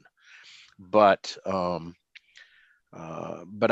think this committee, by recommending two, would be sending a message, and we'll leave it up to AFA to do what they will. But I think the message coming from this committee would be very strong if we were supportive, fully supportive of staffing this. So thank you, Mr. Chairman. Thank you very much, Representative Babbage. Are there other questions from committee members? Representative Evangelos. I just want to be clear here. Thank you, Mr. Chair. We're talking about $60,000, right, Josh, to get us through the biennium? Yeah, Ellie, I just asked Ellie to prove my math out. I'm just doing it based on a very macro look at the fiscal note that was attached to our amendment in 19. Right. So if it was 180,000 for two positions for the full fiscal year, divided by 12 would be the amount. So we're at the 1/3 mark, so we're talking 60 grand, right? I think that would be the budget impact. I mean, a little bit would depend, well, a lot would depend, candidly, on the executive director's the timing of and his ability to fill that position. So it would have a, you know, from a fiscal note standpoint, it would have a, you know, you contemplate the high end, and then depending on when somebody is onboarded, it may be less. May I do a quick follow-up? Yes, sir. Yes, Representative Evangelos. And I know we got to get moving on today, but Mr. Tardy, could you just allow the new members to know briefly, if we do nothing, there's potentially some pretty serious consequences, are there not? Yeah, thank you for the question. Yes, I mean, we are always in danger of a challenge, the commission being challenged for not providing the constitutionally required assistance of counsel. And so, as the executive director has suggested, it's really a great work by the staff that they're sort of caught up, but it's simply not possible to carry out the functions and mission of the commission under our present staffing levels. So that puts us at risk of a lawsuit on a daily basis. Thank you, Chair Tardy, and thank you, Representative Evangelos. Senator Keim. Thank you. I just also wanted to comment, but ascertain that this is correct, that even if the MCLS had the surplus funds to handle 2 more positions, we would still have to give them approval. So approval still has to happen for the positions, right? So that even of itself would require a vote of the legislature. Correct.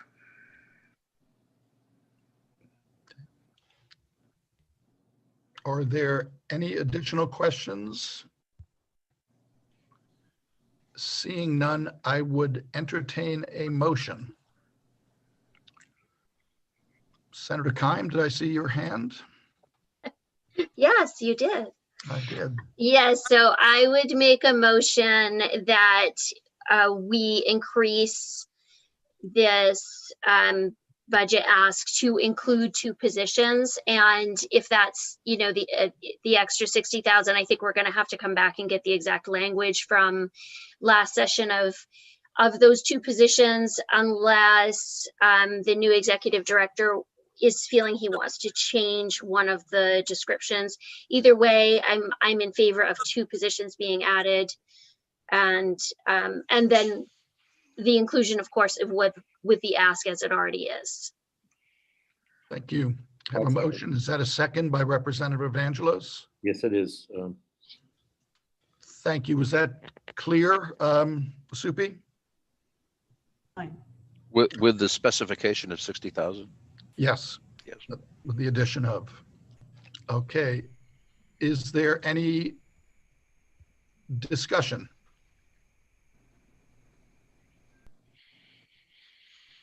I am not seeing any hands blue or otherwise. So I would ask the clerk to call the vote. Senator Carney. Yes. Senator Carney votes yes. Senator Sanborn. Senator Keim. Yes. Senator Keim votes yes. Representative Harnett. Yes. Representative Harnett votes yes. Representative Babbage. Yes.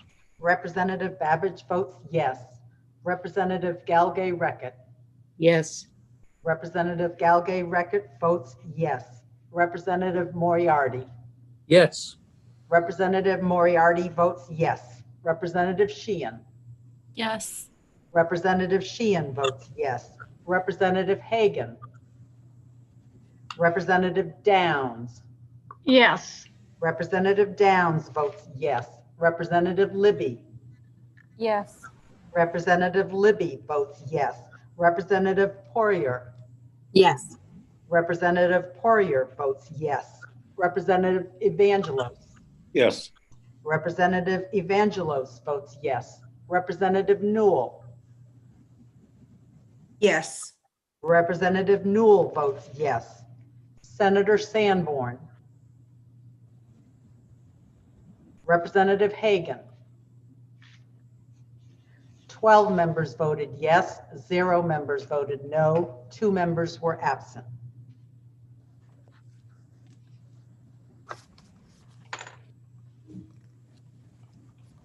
Tom, you're muted.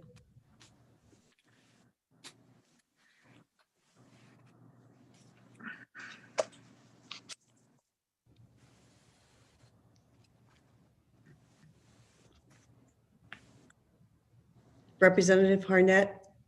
Did I not, what I said was not heard, is that correct? That's right. All Try right, us again, please. I will. It was brilliant too. I hope I can recapture it. I just wanted to thank the clerk, thank the committee. I think this is an important affirmation of the commission, and I want to recognize the input of Chair Tardy, Mr. Andrus, and Ms. Maciag, and wish you the best moving forward.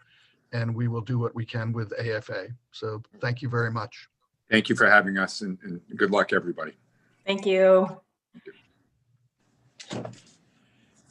So with that, that concludes the work session on the supplemental budget. Thank you, everybody, for your questions and participation. And I will turn the reins back over to Senator Carney. Thank you very much, Representative Harnett. We are now moving into hearings, public hearings on 2 bills this afternoon. Are committee members able to move forward, or do people feel like they need a few-minute break? Not seeing a big uprising for a break, so we will start then with LD 27. And I see that the bill sponsor, Senator Bailey, is with us today. And Senator Bailey, would you like to present your bill? Yes, thank you, Madam Chair. And let me just remind committee members, and I'm sorry to interrupt you, Senator Bailey, but the bill sponsor has an unlimited amount of time to present a bill and answer any questions. Those who are testifying in support of, against a bill, or neither for nor against will have 3 minutes to be followed by questions. So with that, Senator Bailey, the floor is yours. All right. Thank you, Madam Chair.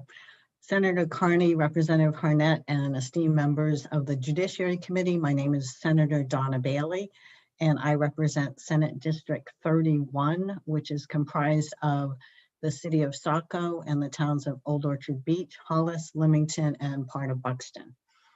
I come before you today to introduce and offer testimony in favor of LD 27, an act to provide an immediate opportunity to appeal for a juvenile bound over into criminal court.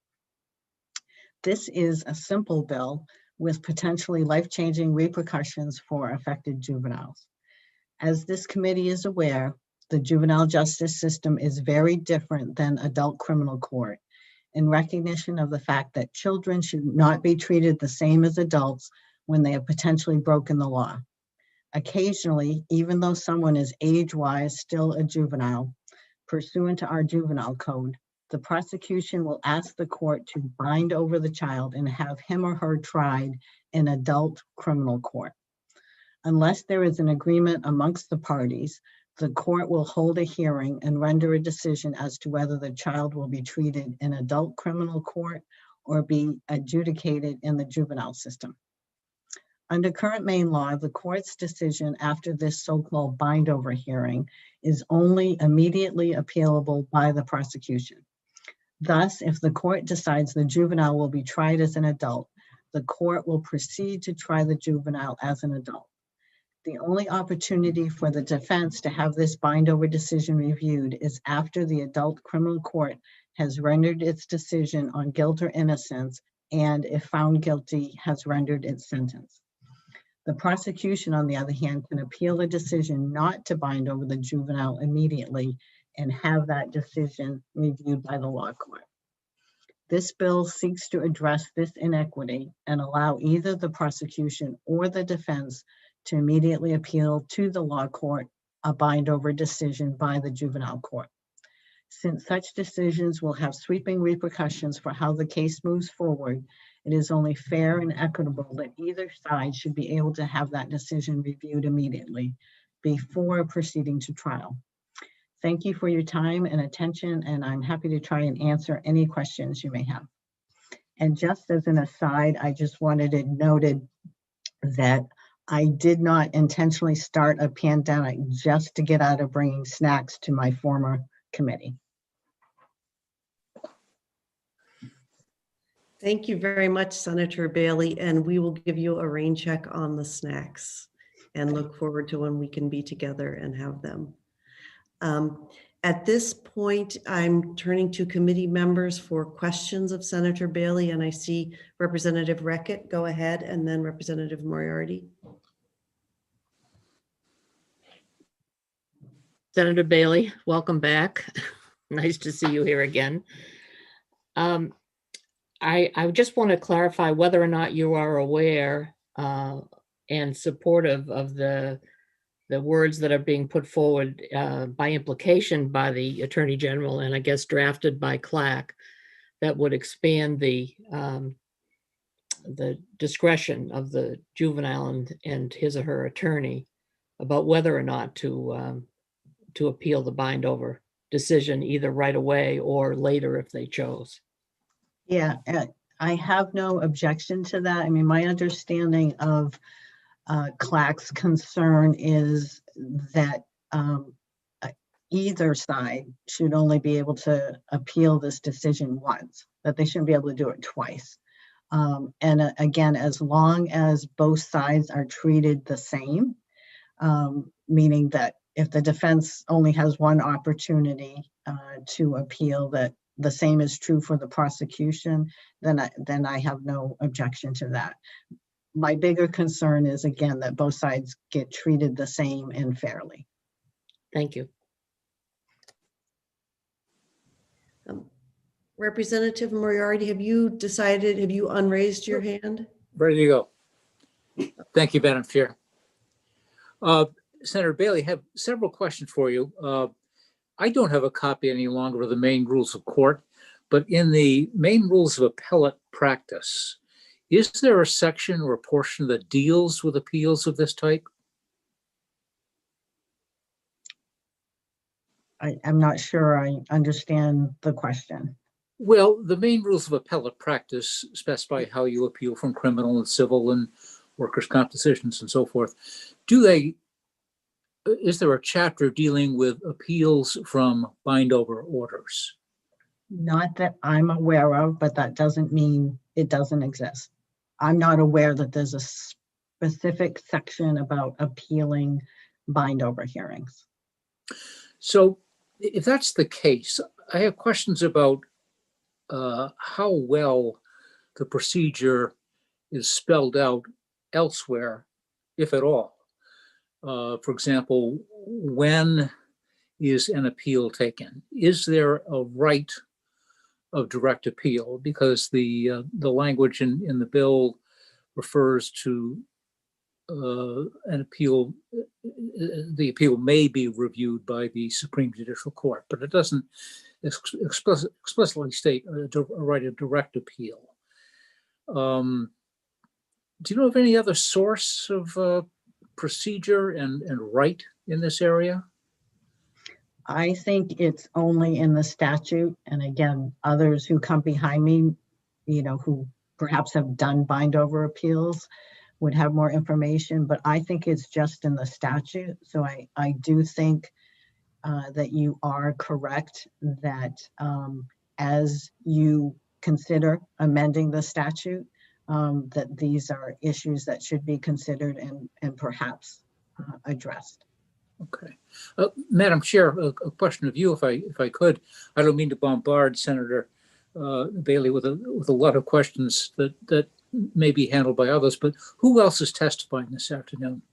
I think that there are a number of additional witnesses who are testifying in favor of the bill right after the sponsor who would be able to answer those questions. Okay, then I'll stop at this point. Thank you. Thank you. Senator Keim? Thank you. Welcome back, Senator Bailey. So this maybe is a question for you, Senator, but if not, maybe someone that's following you. I just wonder if you could help me understand what would be, why it would have been set out this way in the first place, and why there wouldn't have been the immediate appeal. So sort of like, what's the other side of the story, so to speak, just to help me understand a situation better, I think. So as I listen to other people speak on this, I think that would be helpful for me. Yeah, thank you, Senator. And that was a question I and members at the clinic had was, why was it even set up that way? Was there a policy reason? And we did request legislative history to try to answer that question. I don't think there was any clear answer. And you can ask the people from the clinic who are going to be testifying, who really went through that legislative history, but I don't recall that there was a clear answer as to why it was set up that way. I suspect it was an oversight, but we weren't able to find anything. So good question, though. I had the same question. Thank you, Senator Keim. Are there other questions among committee members? I'm not seeing any hands.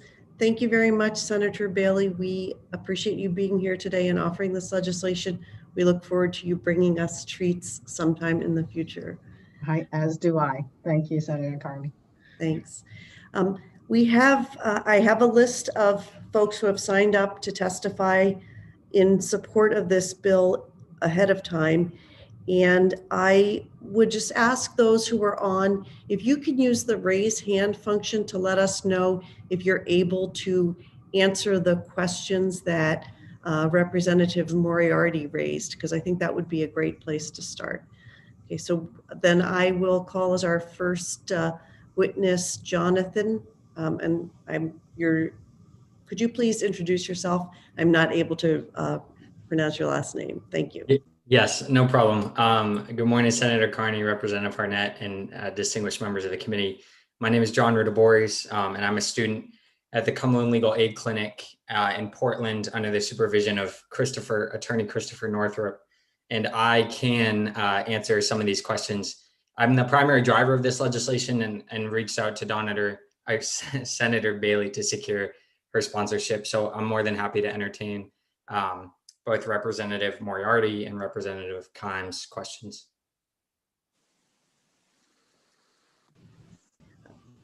Do you need them to restate the questions, or would you just like to go ahead and answer?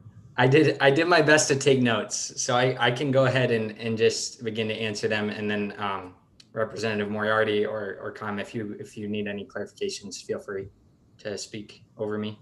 Does that work? Why don't you answer the question, and then the members of the committee have an opportunity to raise their hand and be recognized for follow-ups. So we appreciate you being here. Go ahead. Got it. No problem. I'm not as familiar with procedure as I probably should be. So with regards to the appellate procedure governing bind over appeals, there currently is no specific subsection in the main rules of appellate procedure that calls out the process for an appeal of a bind over decision. There is a subsection under Appellate Rule 7B, subsection 1, that addresses juvenile dispositions, appeals of juvenile dispositions or adjudications.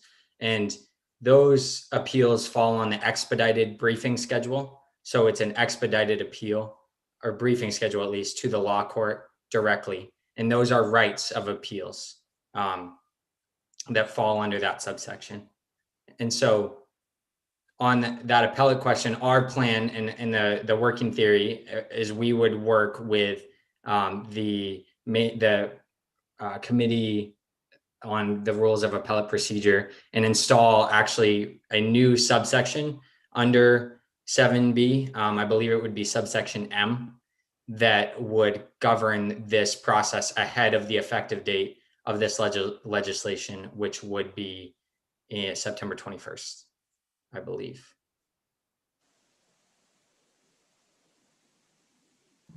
Thank you. I'd like to recognize Representative Moriarty for a follow-up question. So, Mr. Rudaboris, thank you, Madam Chair. Just to clarify then, Rule 7B1, I take it, applies to appeals following conviction of the underlying charge, but not to the bind over order. Is that correct? So I believe that I don't have a definite answer for you, as I can't say either way, but I believe what we're looking at more of is that it applies to an appeal of a final order of a court. Meaning conviction. Well, not necessarily. So tracking the legislative history of this statute, Representative Moriarty, a bind over order was considered a final order and has always been considered a final order. Once the juvenile court waives its jurisdiction, the first iteration of the statute we're seeking to change today did consider it a final order, which under our understanding would land the bind over decision under 7B1 for appeal up to the Supreme Court. Madam Chair, may I proceed just a little bit, because our witness may be the person to answer some of my remaining questions. Yes, go ahead with a follow-up. Okay, well, thank you. Thanks very much. Mr. Brutoboris, what is the established standard of review on appeal? So this actually probably may spill over into Representative Kimes' question with regard to the history of this statute. There was actually the juvenile appeals in the juvenile system. There was a two-tiered appellate structure up until around 1997. So if a juvenile wanted to appeal a decision, the initial appeal would go to the Superior Court, and then any further appeal would go to the Supreme Court. And so to answer your question about the standard of review, Representative Moriarty, the standard of review employed by the Superior Court on the initial appeal of the bind over decision was de novo historically. And so that would be obviously looking at the case anew and having the Superior Court make a determination based off the record. But if the juvenile then decided to appeal from the Superior Court to the law court, the main Supreme Judicial Court after that, the standard of review employed was abuse of discretion. And so it's unclear, I guess, is what I'm trying to say. And in the past has been dependent on procedurally where the appeal is. And I believe the judiciary has submitted testimony, written testimony ahead of today that raises that question. And I do think it's one that will be addressed, whether that's on argument pursuant to this new statute the first time it comes before the court, or whether it's addressed in statute as a part of this bill. I think it is something that is open to being answered. Well, the big question in my mind is whether a juvenile appellant has an entitlement to a hearing de novo at a higher level, or does the higher court simply examine the matter for abuse of discretion by the judge below? Yes, that's the question I think I would also, as a future practitioner, definitely want an answer to before this heads up pursuant to the new statute, or something I may argue in front of the law court. And it could be the standard of review could be adopted by the law court anew as either one of the previous standard of reviews used by either the Superior Court or the law court, or some other standard of review that I guess what I'm trying to say is the law court can adopt a standard of review, or it could go into statute. And with regard to your concern, Representative Moriarty, over a hearing anew, the standard of review being de novo or abuse of discretion, regardless of what standard is used, it will be based off the record that comes before the court procedurally. So I guess I don't know if that explicitly answers your question, but I think the overall answer is I'm not sure it's unclear which standard of review would be used by the Supreme Judicial Court. Okay, but if it were de novo, wouldn't you go back to square one with a burden on the prosecution? So I don't want to say anything wrong here, but my understanding is that a de novo standard of review just changes the way that, and I know Julie Finn is on here and maybe can answer this question, but my understanding is that the standard of review just informs how the law court the Supreme Judicial Court reviews the record in front of it. So a de novo standard of review would be the Supreme Judicial Court looking at everything as if they were the first instance decision makers, whereas abuse of discretion would be them looking at the record as evaluating the judge below's decision.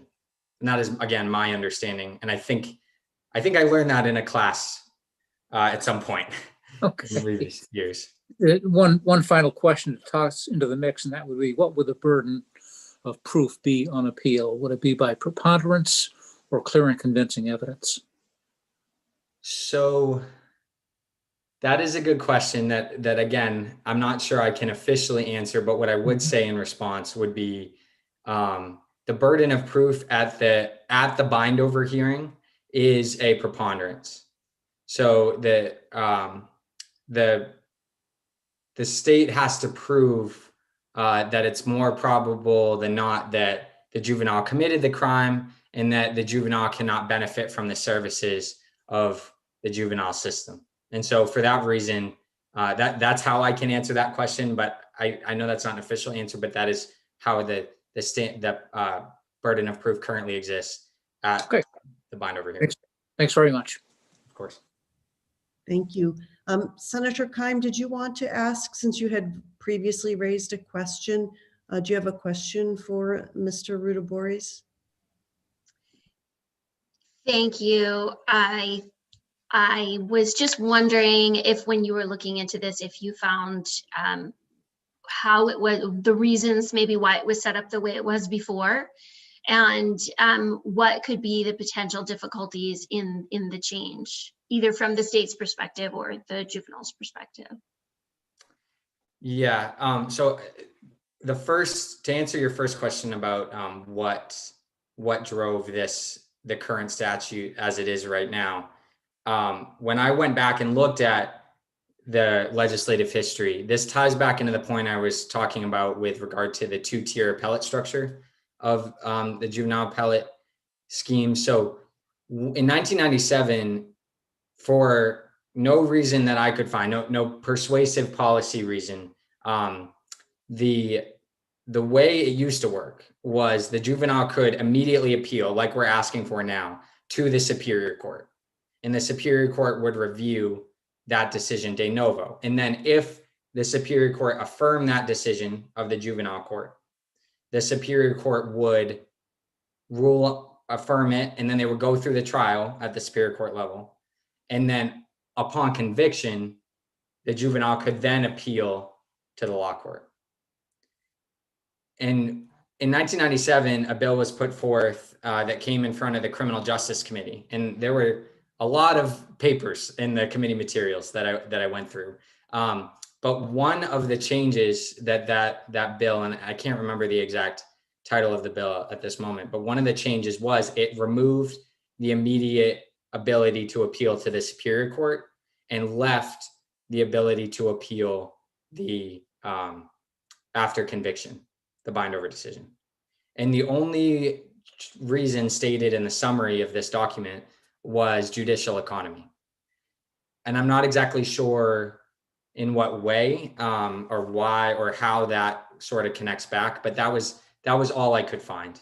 And then once in 2015, the two-tier appellate structure was eliminated altogether, and the bind over statute was untouched in that process. So basically, it was eliminated for reasons of, quote, judicial economy, end quote, and then it was never thought of going forward. And so it just sort of existed in this way until I decided I would like to try and do something about it. So that's to answer your first question, and I forget the second half. I apologize. No, actually, you answered it. Very helpful. Okay. Thank you. Okay, no problem. Yeah, thank you. Are there other members of the committee who have questions for Mr. Rudaboris? Representative Libby?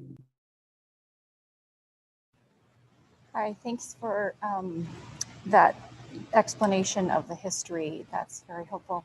I wonder, was there any thought to, I was reading your testimony, and was there any thought to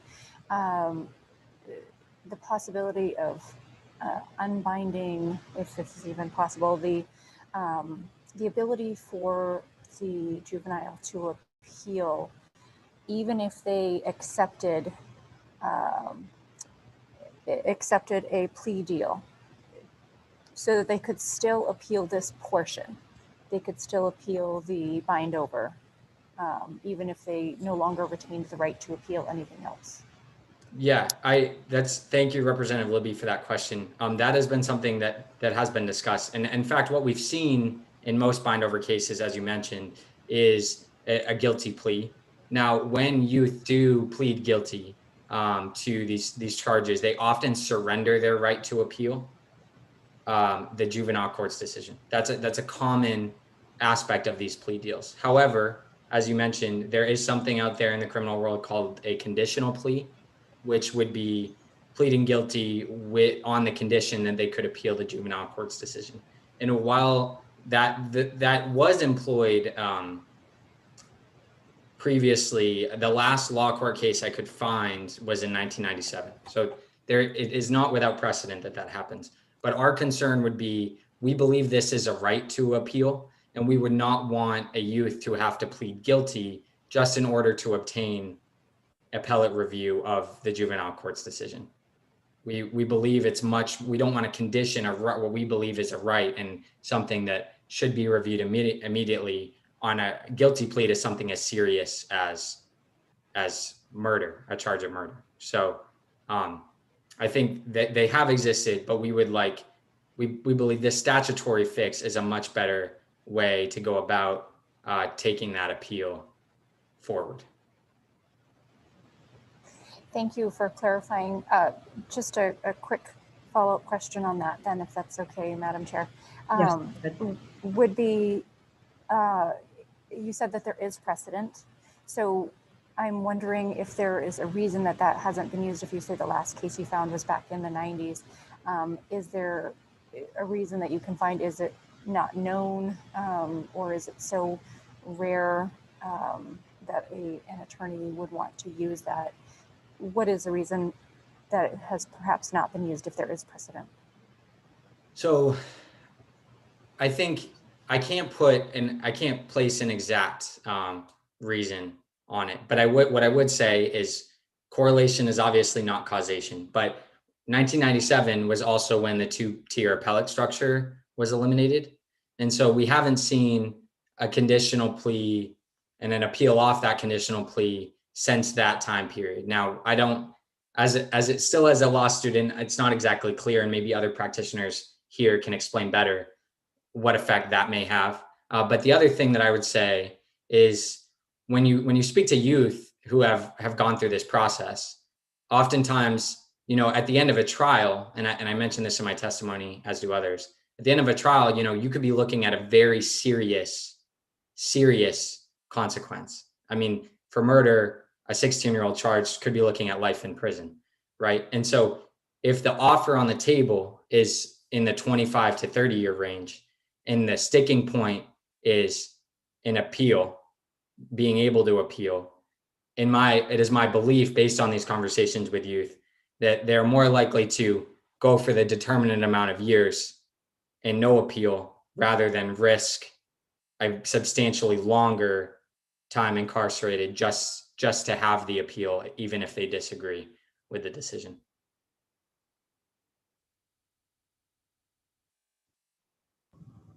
Members of the committee, are there other questions for Mr. Rudaboris? Not seeing any hands. Thank you very much for testifying today and providing all of this comprehensive information. With that, I'll move on to our next witness, and that would be Walter McKee.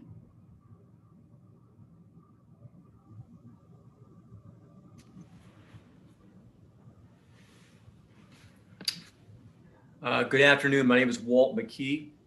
I live in Hollowell, but I'm here on behalf of the Maine Association of Criminal Defense Lawyers in support of this bill.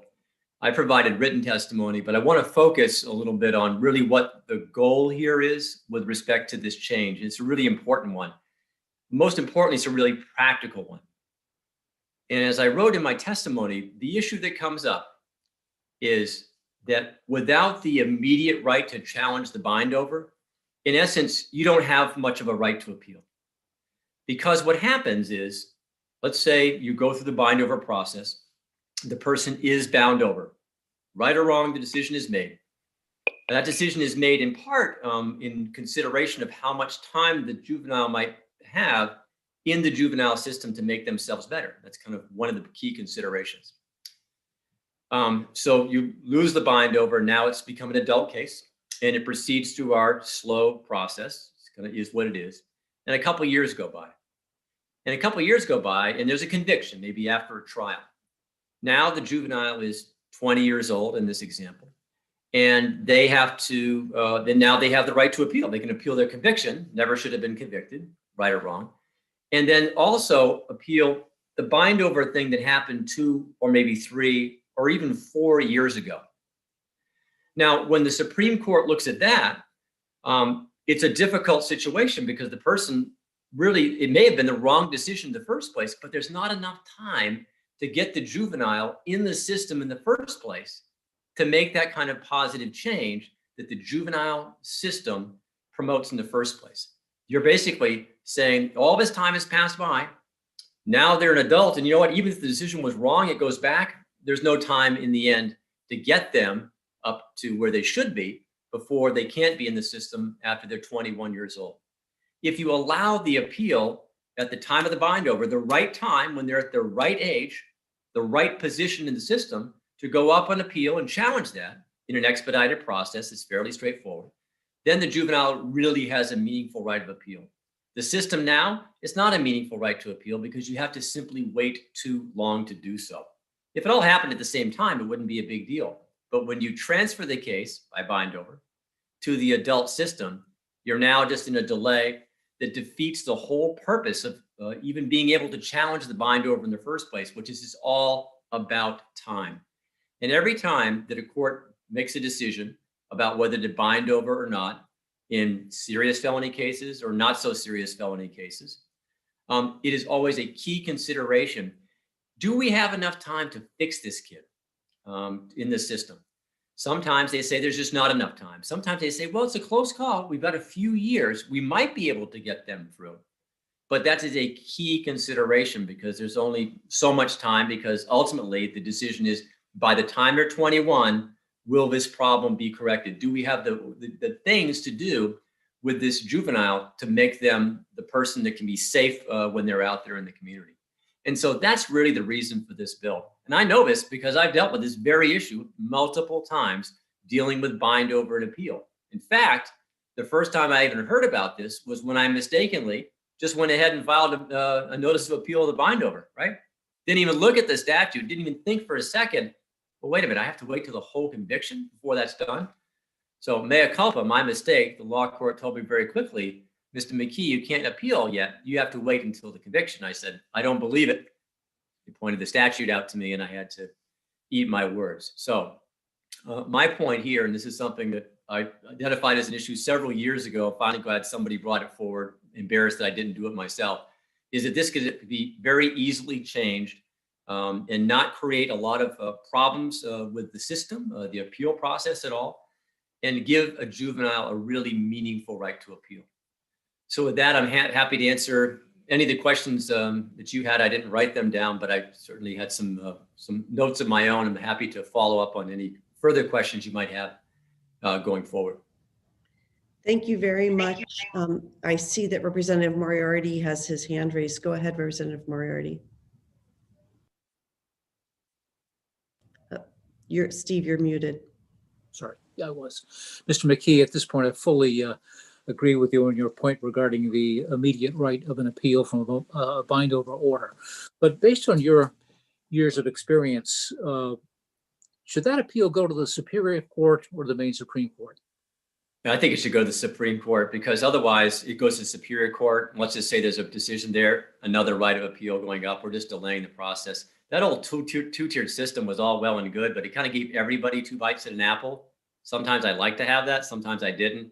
But I think everything now is just going directly to the Supreme Court, and it has been for a while, and I think that's exactly where it should be. Let me share a thought with you. It seems a bit counterintuitive that it should go to the law court first, because if it is the Supreme Court that approves the juvenile court's bind over order,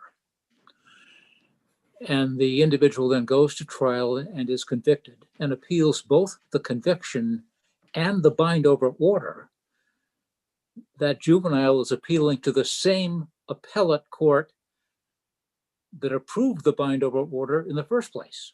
Well, no, it's the Supreme Court. Let's just say you have the immediate right of appeal. Is that what you're saying? Then Yes. you go up and you win or you lose. The Supreme Court says, no, bind over was right. All right, we're sending you back down.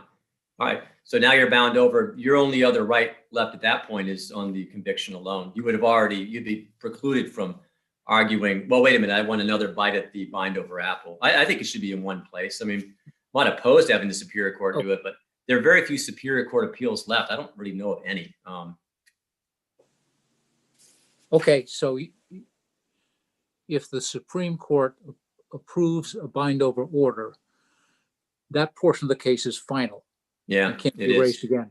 Yeah, So it's if like, we do it this way, yeah. it's like the doctrine of the law of the case. It would be, yes. Okay, you've answered the question. Good, thanks very much. Can I ask, follow up on another question you had before in terms of the standard of proof? I think that standard of proof is, oh, I'm sorry. Go ahead and answer that question. Oh, I'm sorry. Yeah, I thought you were cutting me off because I was talking too much. Happens.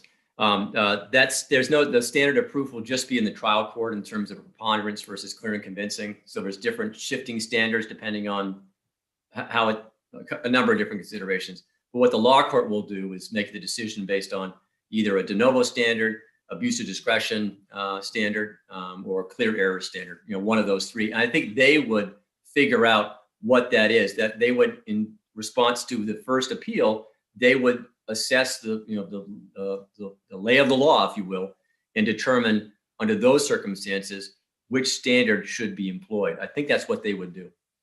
But do you think the statute should provide for either de novo review or abuse of discretion review? I think it's a good question. I don't know. I think it's I like to have de novo review. I think it's appropriate for people to kind of give a fresh look at a case. I don't think it's overwhelming to do so. These records aren't significant where they can't give a true de novo review, a fresh look. I just think that's one of those calls that you all have to make in terms of the burden on the system and or whether you should just leave it to the law court to establish the standard, which usually is what they do. Thank you. Are there other members of the committee who have questions for Mr. McKee? I have a question for you. Have you seen the proposed Clack amendment replacing the bill? I have not. And would somebody, could I trouble you to summarize it? It may well be that I think it's a great idea. I know John Pelletier's from the line as well. Well, I'll just quickly summarize it. Sure. So it basically replaces the bill rather than addressing this issue under paragraph 2 related to who may appeal. It moves the bind over issue up to paragraph 1 of section 3402, which is matters for appeal. And so this is how it would address the situation. An order binding a juvenile over for prosecution as an adult, which may be taken following the issuance of the bind over order or at the election of the appellant following a judgment of conviction as an adult, but not both. And I should have read the prefatory language, but appeals from the following matters may be taken from the juvenile court to the Supreme Court. Yeah, that makes total sense to me. I think that gives the election of the juveniles, if they want to wait until the case is over to decide those both, then they have the opportunity to do that. That's fine. And moving it up into that section is probably correct statutory drafting. So that's perfectly appropriate. Would certainly fit all of my concerns representing juveniles in these cases. Thank you. And I just ask you to get a copy of this perhaps from Mr. Pelletier, and then you could email the committee with any additional comments that you have. Yeah, great. Thank you very much. I appreciate it. Thank you. Any final questions for Mr. McKee? All right. Thank you very much. Okay, so that brings us to our next witness, John Pelletier.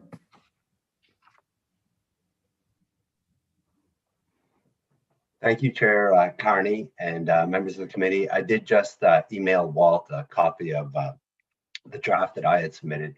So when Clark looked at this bill, our first concern was that the summary indicated the intent of the bill, but we did not think that the existing language accomplished that. It didn't. The existing language of the bill that as drafted doesn't mention really the timing of the appeal. So our feeling was it should be explicit, and the basic premise in our group discussion was that it was probably appropriate for the juvenile to be able to appeal without having to go through the process of a trial. If in fact the bind over decision is subject to reversal on appeal, that should be determined as quickly as possible. And I agree with Walt's point that particularly the delay engendered in waiting for the adult trial could hamstring the juvenile court were the bind over decision vacated and the case remanded to juvenile court. And the position reflected in our testimony and in the draft is the consensus position of the group. There was one prosecutor who expressed some concern about the delay involved in having the trial in between the appeal in between the bind over decision and the trial, because prosecutors are interested in the rights of victims to prompt resolution, and as time goes by, it's possible that evidence could become unavailable. But overall, those concerns were expressed. They were expressed with respect to the idea the appeal should be expedited. And I did, during the earlier discussion, just glance at the appellate rules. And the only place in the appellate rules that juvenile is mentioned is that an appeal from the juvenile adjudication is in the section. It's a timing section about when briefs are due, but it's in with a termination of parental rights or an order involving custody of children. So it's among the kind of appeal that should be expedited, and I assume that the Rules Committee would place this appeal in that category. So with that, I'll be glad to stop and answer any questions. I do have some thoughts on some of the earlier questions if you feel you didn't get sufficient answers. Thank you very much, Mr. Pelletier. Do members of the committee have questions? I am not seeing any raised hands, but I would ask you, Mr. Pelletier. Oh, well, I'm going to, Representative Babbage, I'm just going to finish my question and then I'll recognize you. You said that you had some thoughts about the previous questions. Could you please share those with us? Well, with respect to the legislature crafting the standard of review, I think it would be, in my judgment, it would be a complicated undertaking, because in the juvenile code, there are certain factual findings that the judge has to make in order to, as a predicate to a bind over decision. There's a list of factors and the judge has to make factual findings. And then what the judge does is, having found those facts, they evaluate all of the circumstances of the case and they make an ultimate decision. The factual findings of the judge are never, to my understanding, reviewed de novo on appeal. The factual findings of a judge there's deference because the judge heard the witnesses and the law court has no more than a transcript. So they defer to the court on factual findings. And then you could, there is an issue whether, assuming the factual findings are correct, and there's a way to reverse factual findings on appeal, but it's very rare. The standard is deferential. But assuming the factual findings are correct, is the judge's evaluation of these circumstances and decision to bind over, should that be reviewed with deference, abuse of discretion? Did the judge abuse their discretion? Or should it be reviewed de novo the court is going to, assuming the facts the judge found, substitute its judgment for whether or not the juvenile should be bound over. So regardless of what happens, there's going to be this one standard applied to factual findings, another standard applied to the ultimate conclusion. And it just seems to me it would be complicated from a drafting perspective to do that. But the law court will probably do that on the first appeal.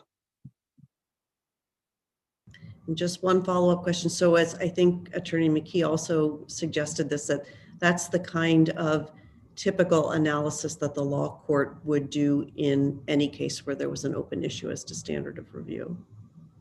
That's true, and it strikes me as even likely that if were this statute to pass and were the first appeal, the appeal to go up, the law court might invite briefing on what the standard of review should be.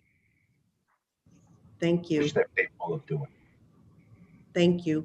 And then I think Representative Babbage, did you want to ask a question? Asked and answered, Madam Chair. Thank you. Other members of the committee, are there any questions for Mr. Pelletier?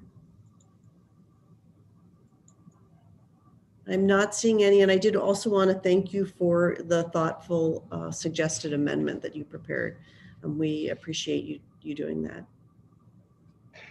Well, you're welcome, and I'll take my leave. Thank you.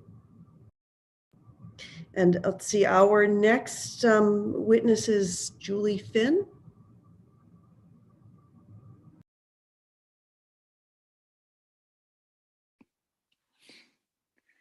Good afternoon. Welcome. Thank you very much. It's been a very interesting discussion that I've been listening in on. Senator Carney, Representative Harnett, members of the Joint Standing Commission on Judiciary, my name is Julie Finn, and I represent the judicial branch. Today, I am here to testify neither for nor against LD 27. As I think you've seen, the law school's Cumberland Legal Aid Clinic and the Maine Center for Juvenile Policy and Law, also at the law school, have ably presented the public policy reasons behind this bill. The judicial branch thus does not take a position and leaves the policy considerations to the Judiciary Committee and the full legislature. I do have some numbers to share on this. We did do an analysis last year on numbers of bind-over petitions that were granted. That was between the time of 2007 and I believe it was June of 2020. So not right up till today, but fairly close. And over that 13-year period, there were 19 cases that were bound over. So this is a rare occurrence indeed, as it should be. We do have a few questions about the bill, some of which you've already addressed. I submitted my testimony online yesterday. Maybe you've reviewed those, but many of these have been discussed already. Such as the standard of review question. And that is something that was raised by judicial leadership. What would the standard of review be?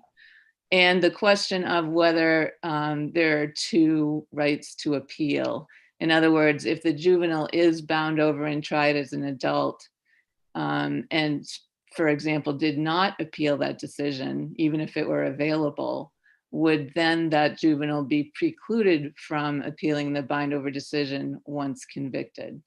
I believe Clack's amendment and some of the answers that John Ruderboris from the law school provided answered that. Their intent, and I think an amendment would be necessary, was to have it basically be an either or situation, but not both. It sounds like that's the intent, and there seems to be much agreement amongst people putting this bill forward about how it should be either the bind over appeal right after the bind over decision is made, or after conviction, but not appealed both times. And that would certainly be a welcome clarification. And as I said in my testimony, we'd be happy to assist with anyone who drafts some of these amendments or further amendments. We'd be happy to help with that and help in any way we can. And thank you for your time. And if you have questions that haven't already been asked, I can do my best to try to answer them. Thank you very much. Do members of the committee have questions for Ms. Finn? Representative Moriarty? Thank you, Madam Chair. Ms. Finn, thanks very much for your comments and for your written materials. Given the rarity of these bindovers, would you agree that whether we're talking about the Superior Court or the law court, this does not present an undue burden for either court in terms of scheduling, time required, and the diversion of attention from other pending matters? Agreed. Yes, we would agree with that. Does the department, and this may be asking too much, but does the department have a preference as to which court should hear the appeal?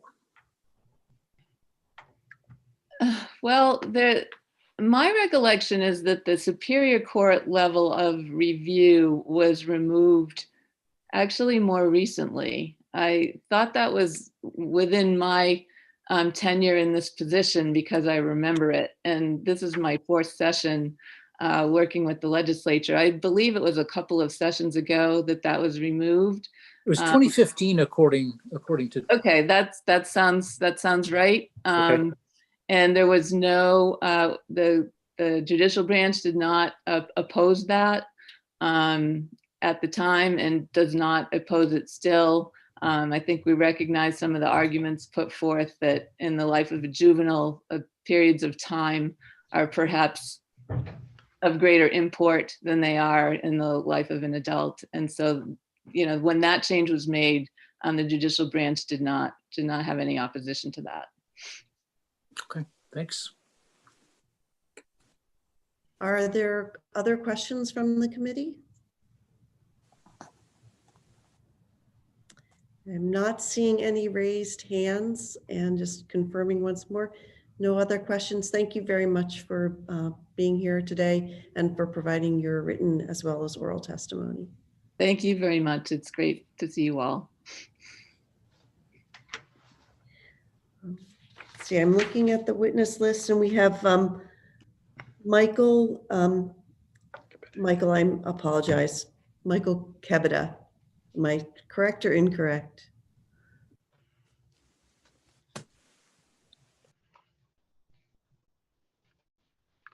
I'm not seeing Michael on our call, so I will move on to the next witness, and that is Michael Mosley.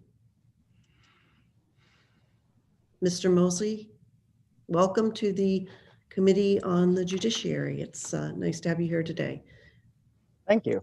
And thank you to the members of the Judiciary Committee for allowing me a moment to speak.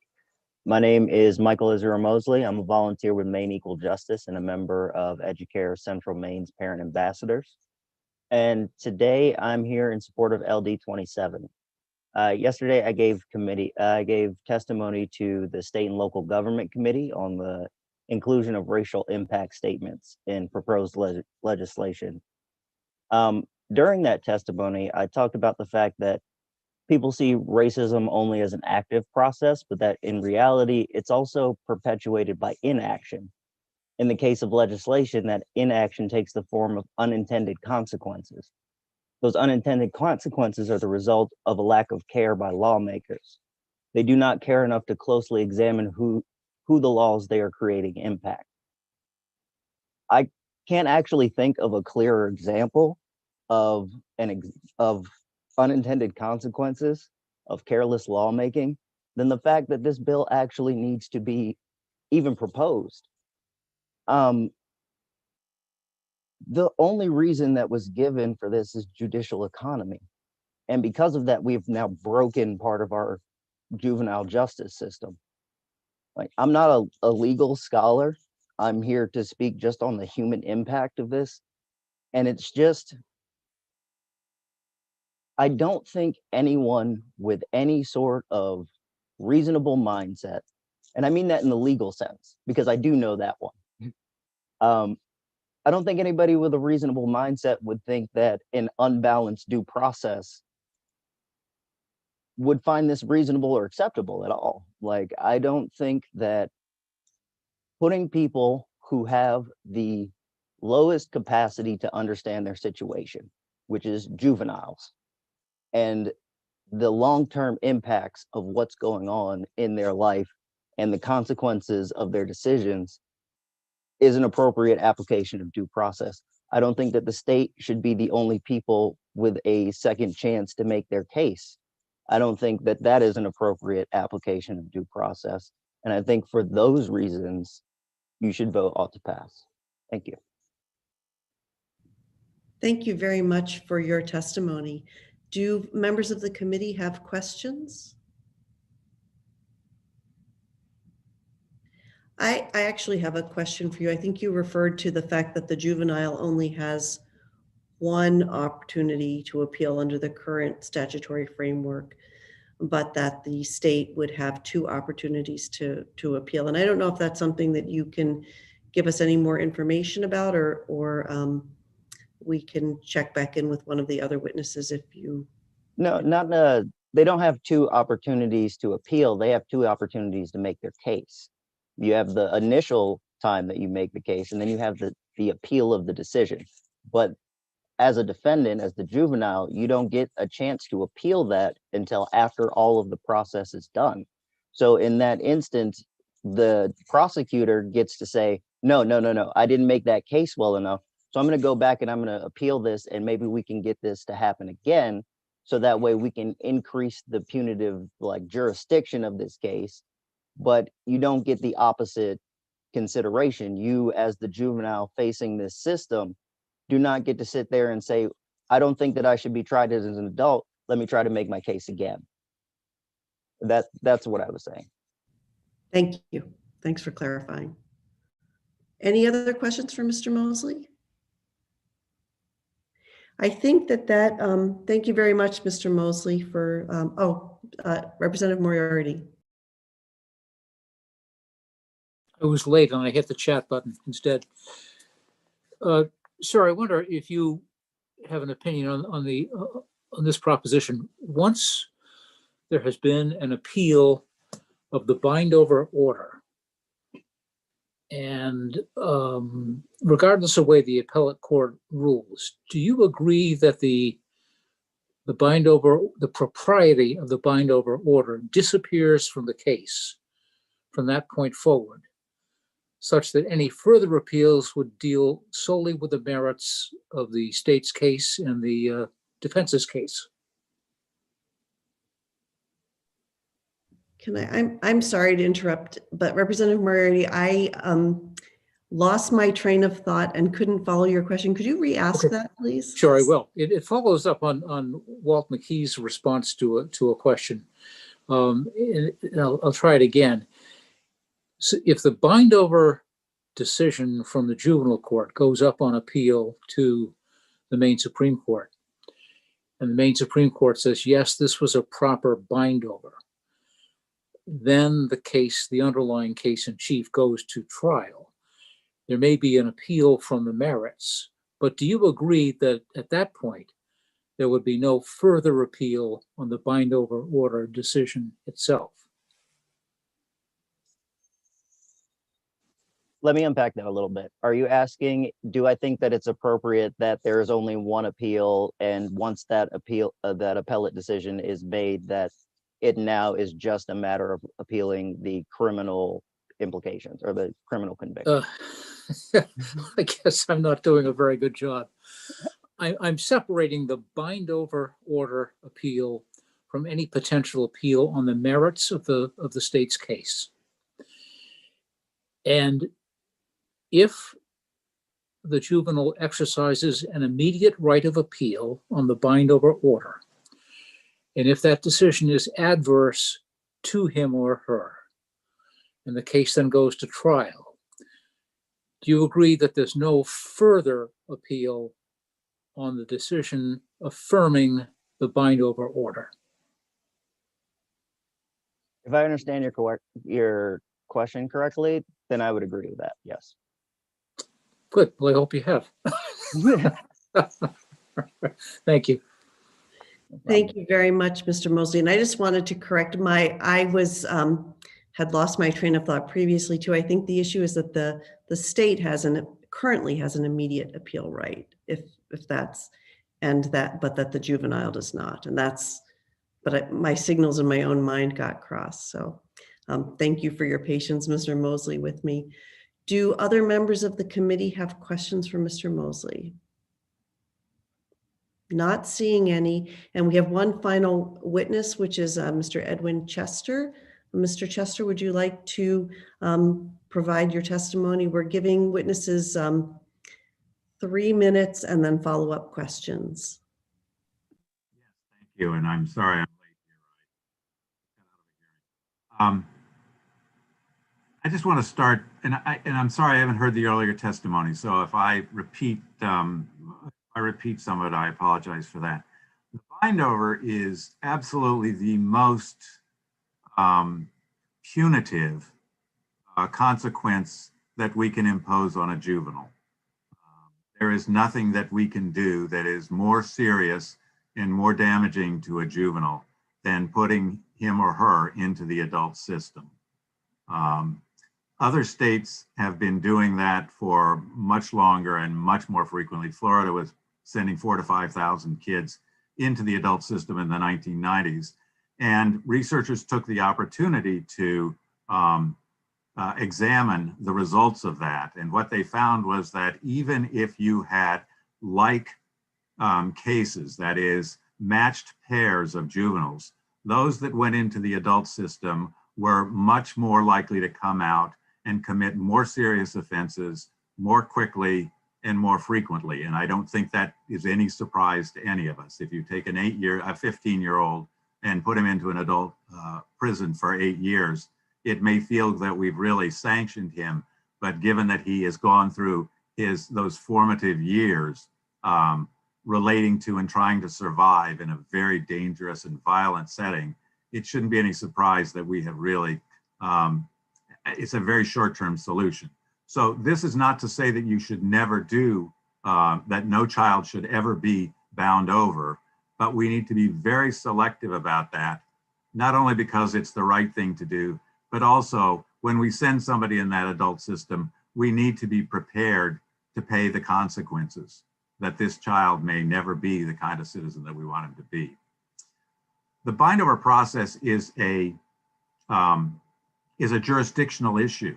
It's not guilt or innocence. And the real question is, should this child be in that court or this court, okay? And so it really is a precursor to any determination on the merits.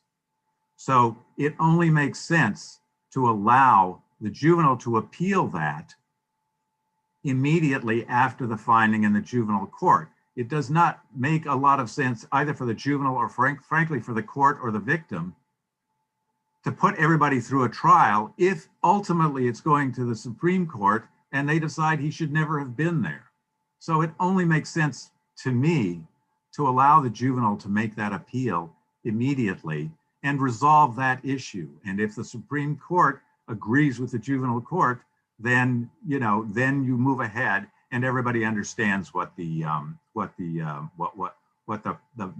agreement is. I think that's the heart of my argument. In terms of the prosecutor, thank you. I'll rest. Thank you. That's very helpful. Do we have any questions from members of the committee? Oops, hold on a second. I have a question for you, not seeing any from the committee. I thought you made a really excellent point about the jurisdictional difference between the two courts. Can you just give us kind of in a nutshell the difference between being in the juvenile court system and the adult court system? Because that's the contrast I think that we need to focus on with regard to the underlying policy decision here. So I think, the best way I can say that is the first purpose of the juvenile code is to provide such care and guidance as is necessary to serve the welfare of the child and the interests of the community. So it's an affirmative obligation for the court to do well by this juvenile, balanced against the need to protect the community from bad acts. That is clearly not the purpose of the adult system. Clearly, the whole concept about juvenile court is if you do something wrong, you come in, and if you start making better decisions, then we help you to that point, so that what we're creating actually is a healthy citizen. You know, public safety is not about punishing people. It's about creating healthy systems. I mean, healthy citizens. And that the juvenile court's just much more amenable to that, because juveniles are more amenable to that kind of care and guidance than are the adults. And so what you see when you send somebody into the adult system is there is more and more talk about rehabilitation, in all fairness, but still it really is primarily a punitive system. And again, if you take somebody whose brain and ethics and persona are still developing and put them in that kind of a violent atmosphere, we're all going to pay a price for that. Is that a fair, is that answering your question? It does. And also effectively, if you have to wait 3 years to appeal that bind over decision, that the benefits of having the jurisdiction in the juvenile court system have evaporated. Is that correct? Yes, that is absolutely correct. Thank you. Do other, Representative Moriarty, is your hand up because you have a current question or previous? Okay, great. Do other members of the committee have any questions? Is there anybody who is participating in this meeting with the intent to testify with regard to LD 27 who has not testified? If that is the case, please raise your hand and I will scan the participants. And I'm not seeing any raised hands. So with that, we will conclude the hearing on LD 27. Thanks to everyone, to the bill sponsor and to everybody who participated this afternoon. And I would ask that those who are have finished their participation sign off, and then we can focus on everyone who's here for the final bill of the day. All right, thank you. And so now I'm going to open the hearing on LD 71 and ask that the bill sponsor, who I believe is Representative Stearns, is that correct? That Representative Stearns present his bill.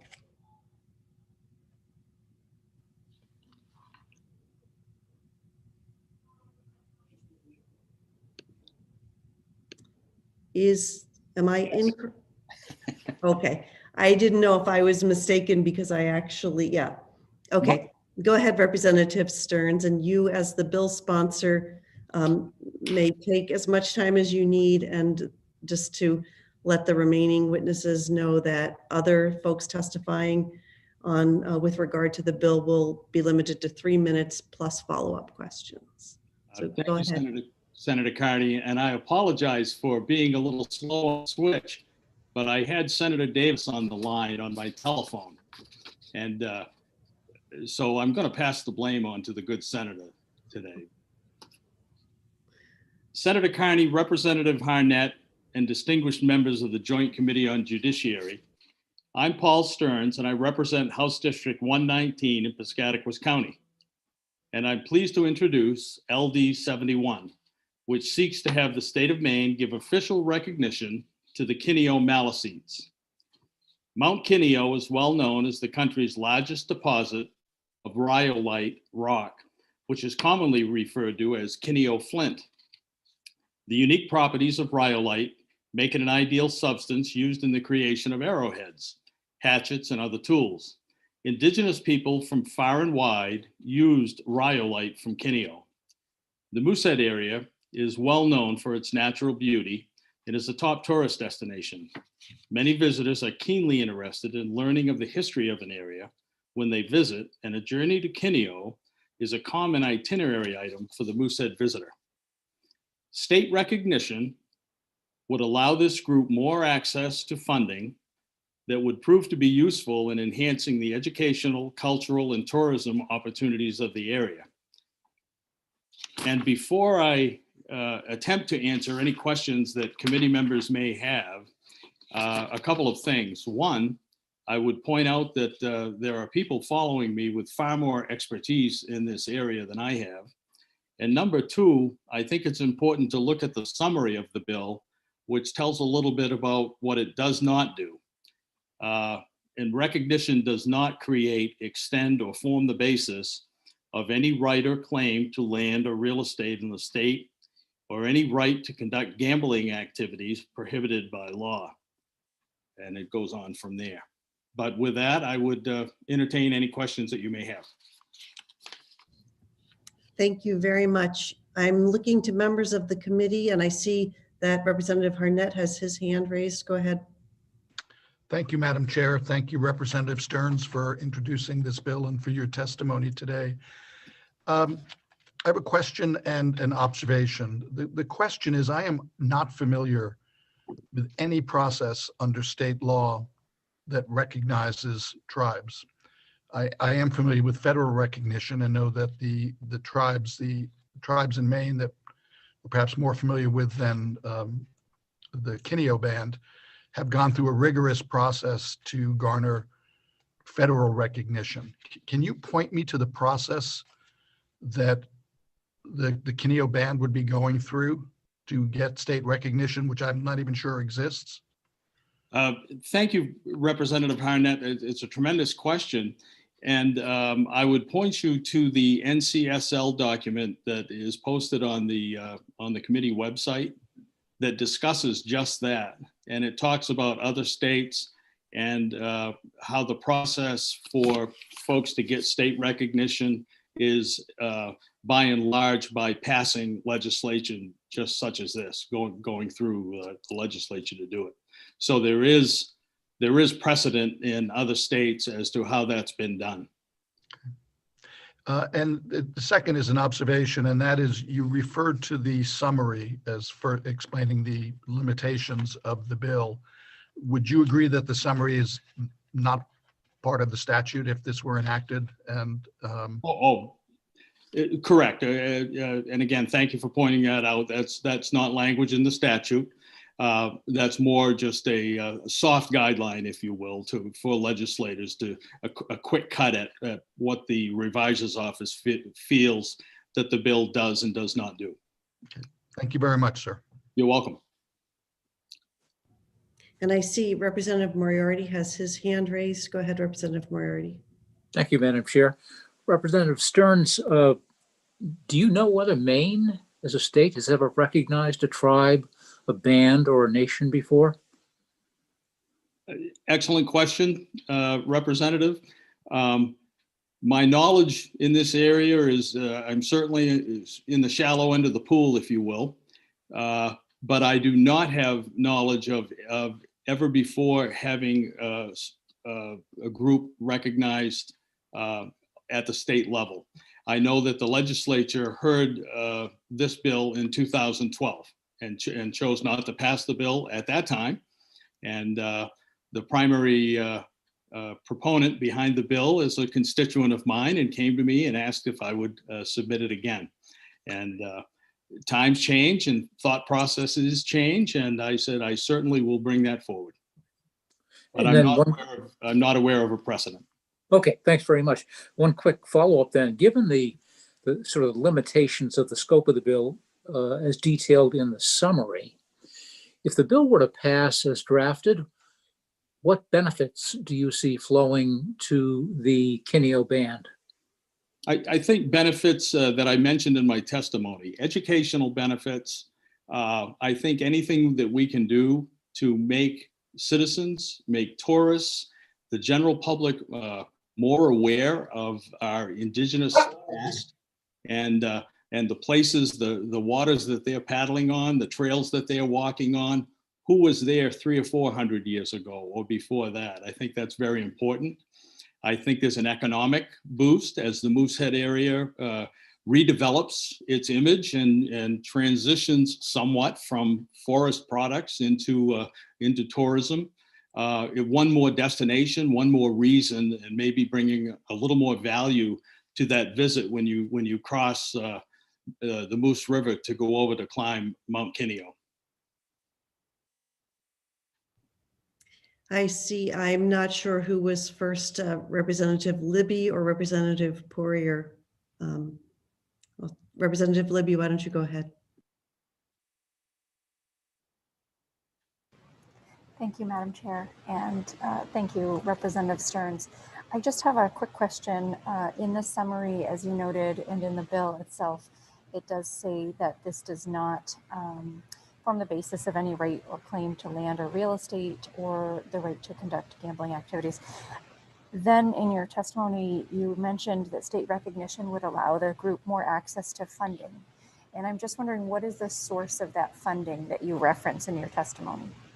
I think that speakers to follow me will mention the exact sources, but I think I can encapsulate it as there are various federal programs that in other states that have state recognized tribes or bands, if you will, that they have been able to use that as a venue to access funding. So I would say primarily federal resources. Representative Poirier? Thank you, Madam Chair. I have a couple of questions. First of all, how far back has the genealogy been documented for this group of people?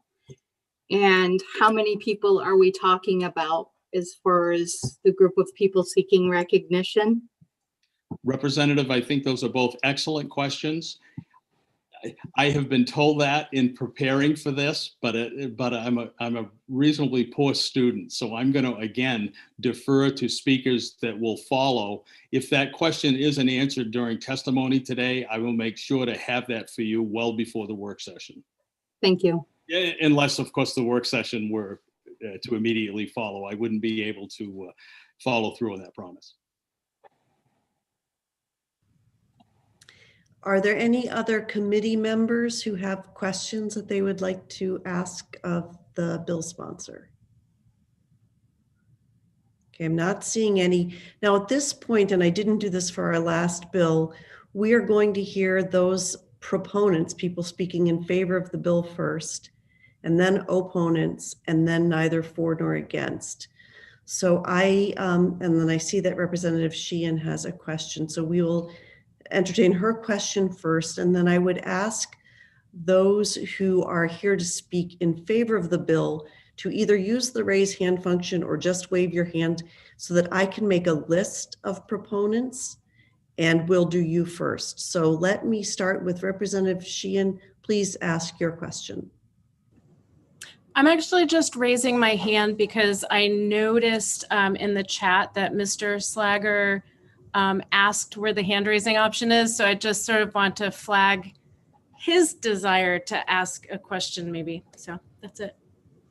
Okay, yeah, and just for those who are here to testify, the folks who are testifying, this is your opportunity to answer our questions, but the members of the committee are those who are asking questions.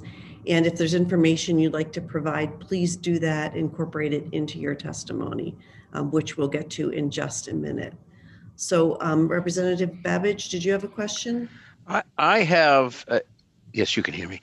I have a very short welcome to Representative Stearns. As a former resident of Piscataquis County, I wanted just to say hello and good to see him again. Thank you very much, Madam Chair. Thank you. And then Representative Poirier, did you have a question?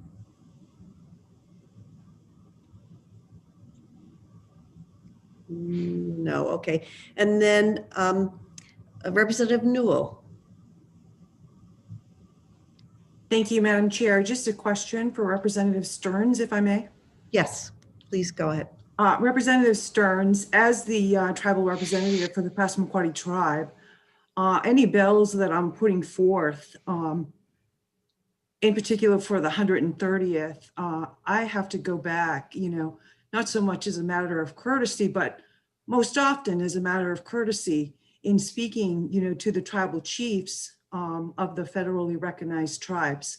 So my question to you, Representative Stearns, is was that process extended to the tribal chiefs prior to you submitting this bill?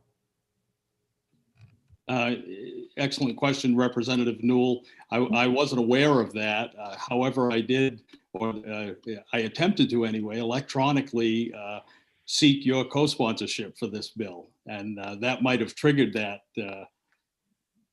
that step, but I did not take that step. I did not approach other tribes or authorities prior to submitting the bill. Representative Newell, did you have a follow-up question?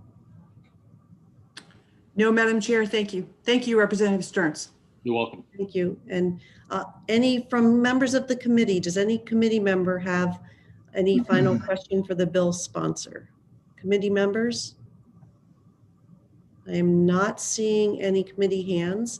So at this point, I would ask those who are here to testify in support of LD 71 to please either raise your actual human hand or your little icon hand, and I will take down your names. And so just give me a moment.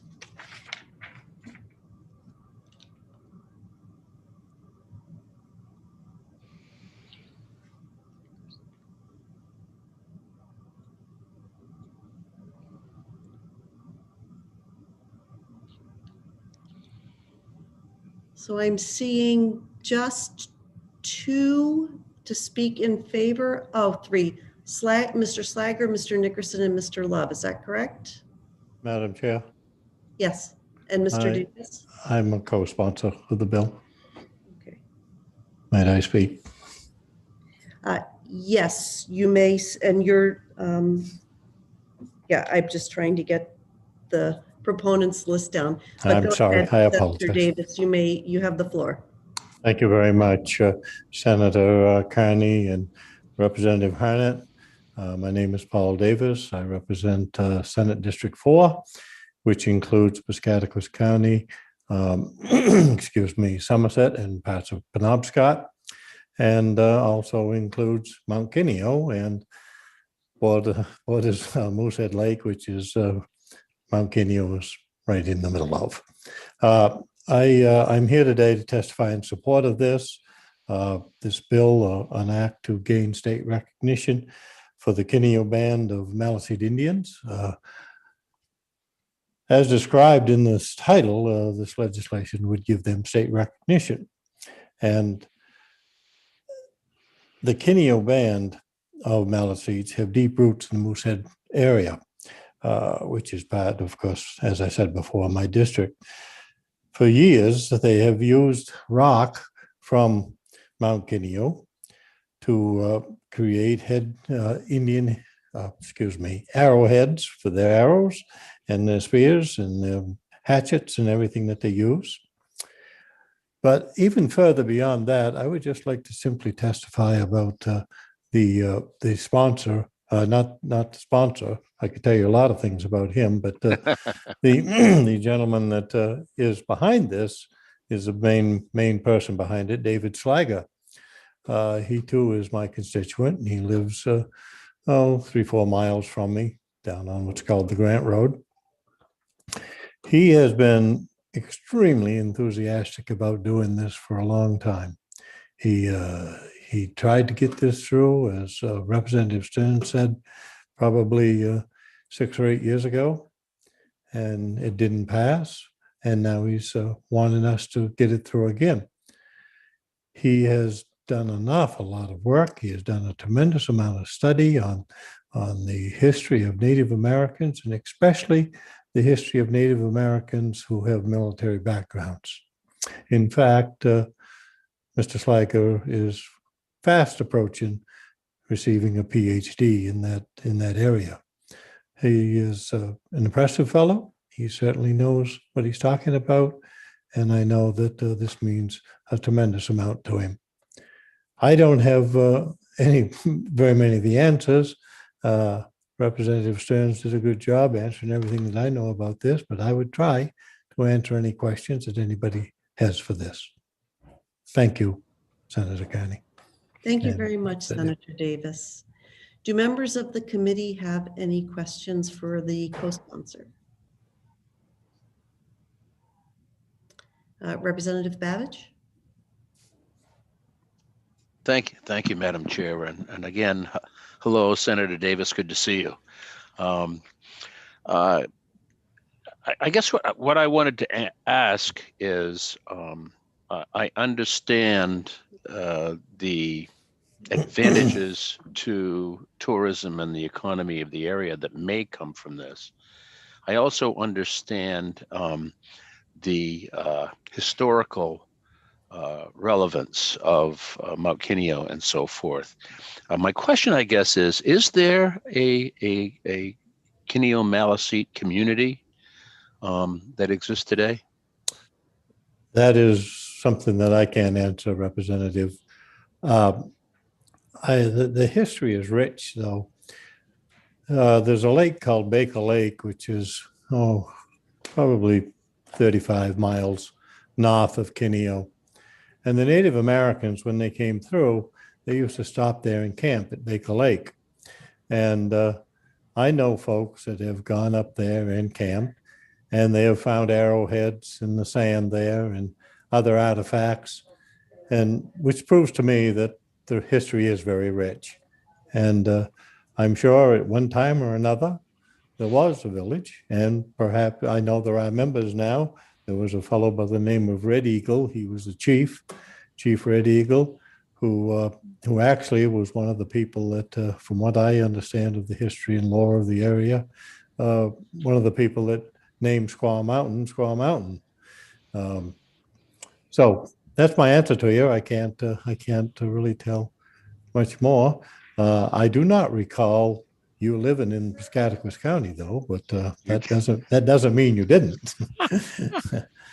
I was there 8 years, but it was a long time ago. Yeah, must have been. I was a state trooper there, and I'm sure that you would stand out to me. I've been through Sangerville many times, sir. Take that as you wish. Thank you very much, Senator Davis. Do we have, I see Representative Moriarty. Do you have a question for Senator Davis? I do. Thank you, Madam Chair. Senator Davis, are you aware of any effort on the part of the Kineo Band to seek federal recognition in the past? No, I'm not aware. That does not, however, mean that they didn't. I just am not aware of it. Okay. Other questions for the co-sponsor? I'm not seeing any additional questions. And with that, thank you very much, Senator Davis. Thank you, and good day, folks. The next proponent is Mr. David Slager. Yes, hi. Good afternoon, Senator Carney and members of the judiciary. My name is David Slager. I live not far from my neighbor, Paul Stearns and Paul Davis. And I live in Sangerville, Maine. I was the former tribal representative to the legislature, the 125th. So I worked with Paul Davis, not so much Paul Stearns, because he wasn't a member then. So I wanted to answer a couple of questions. Along with my written testimony, I provided a 1839 petition from the citizens of Monson to the legislature. This was for the St. John tribe, commonly referred to nowadays as Maliseets. So the history is there. People still live in that area and call themselves Maliseets. And we've been organized since 2012 with a council and have had meetings. We filed our necessary paperwork. I will say this, our bill doesn't impact any of the other tribes. I think the tribes are concerned about that. This does not impact them at all. The process that they're asking us to do, these other tribes, they themselves have not gone through it. It's called the BIA 7 criteria for recognition, and you need to have at least 4 of those criteria: history, organization, those type of things. None of the tribes in Maine have went through the BIA process. They were all a congressional act. Halton Band of Maliseets were recognized by a congressional act in 1980. The Aroostook Band of Micmacs were recognized by congressional act in 1990. The other 2 tribes, Penobscot and Passamaquoddy, went through a court process. So, what they are asking us to do is to go through a process that they themselves didn't go through. And then, the history of this bill, it was first introduced by Representative Johnson from Greenville. And at that time, the chief of the Halton Band had come down and said that all these people, all these Maliseet people are eligible to become a member of their tribe, which I'm a member of their tribe. Not for long after this, but they claimed that everybody was eligible to apply and become a member of their tribe.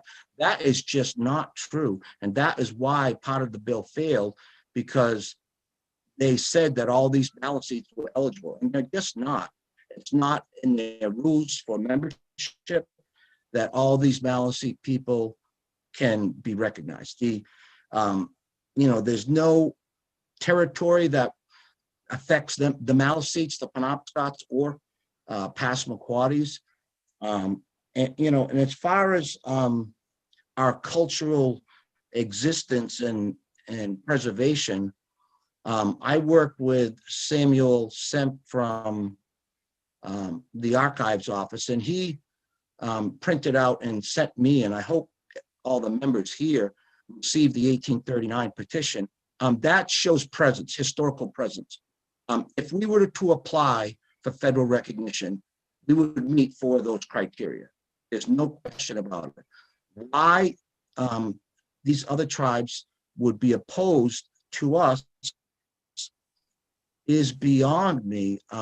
We're not asking anything of them. I've been respectful, talking with the Passamaquoddy chief, my chief, and their opposition, and their written opposition, is saying there's no process. Mr. Slager? Well, Mr. Slager? Yes, go ahead. I'm sorry, I apologize for interrupting you, but we do have a 3-minute limit and then unlimited time to respond to questions. And so at this point, we're going to shift over to the question mode. And I would start by asking any members of the committee if they have questions for Mr. Slager. Yes, Representative Poirier. Thank you, Madam Chair. And thank you, Mr. Slager, for coming to speak to us. And I assume you may be able to answer a question that I had presented earlier as far as the number of people that would be affected by this bill. How many people are members of the community? Right now, we have a list of approximately 81 members. 81. From Dover, Rockwood, and Greenville. Thank you. And Madam Chair, I do have another question. May I ask that at this time? Thank you. And can you explain to me why you have not sought the federal government status? Oh, sure. So, like I said, we are eligible, but if you look at the history of state recognized tribes in Massachusetts, Vermont, they have 4 or 5 state recognized tribes. They are called heritage bills. They're not eligible for a lot of things. This bill would allow the tribe as a stepping stone to federal recognition. In 2012, all the members walked out of the judiciary meeting in tears because they wouldn't hear, they wouldn't pass the bill or hear it based on a false statement made by the Halton Band chief. We want to respect and we want to work with other tribes. But as far as, what we organized in 2012, there is a strong history of Maliseets in that area. And I don't think any other tribal spokesperson for any other tribe would ever say that that's just not true. The evidence, historical evidence is there. Thank you. The questions from other members of the committee for Mr. Slager. Representative Harnett. Thank you, Madam Chair, and thank you, Mr. Slager, for being here today and explaining the reasoning behind this bill. You just mentioned that the tribes in, or what you refer to as heritage tribes in Massachusetts being recognized at the state level. Are you aware that it's the case in Massachusetts that there is a state board that processes those applications? They have a tribal board. There's quite a process to go through before getting that state recognition. Are you familiar with that? Yes, Representative Harnett. Yes, I'm familiar with it. Actually, those heritage bills are for the people in Vermont. The only state recognized tribe down in Massachusetts is called the Nipmuc tribe, and they've had state recognition since 1979. They still have state recognition today. So, you know, what they have received from the state, the recognition, they've dealt good with that over the years. It's my knowledge that they never went for federal recognition. Out of the Vermont tribes that submitted a federal petition for recognition of the Abenakis in Vermont, only 2 people of that 800-person list were found to be true Abenakis. They were, and then they weren't from Vermont. They were actually from Odanak, Canada, a reserve over the border. So, you know, those heritage bills, they are not the same as state recognition. They do allow them arts and crafts, but their federal petition was denied. And again, I believe that if we were petition the federal, either go the congressional act that all the other tribes have done in Maine, the Maliseets and the Micmacs, and then the 2 court processes that the Passamaquoddy went through and the Penobscots, that is how they did it. But no tribe in Maine went through the BIA process. So I hope that answers your question. Thank you, sir. Are there any other questions from members of the committee? Representative Babbage. Thank you. Thank you very much, Madam Chair. Mr. Slager, good to talk to you. I'm a former high school history teacher, so this fascinates me. But I want to ask you, you actually, thank you for your service. You were a representative to the legislature. At that time, did you represent the Maliseet people, the Holton Band? Yes, I was the first tribal representative for the Maliseet tribe in Holton. And there's a little story behind that. I was appointed by the tribe, so I wasn't elected by the tribe, but I was the first tribal representative there.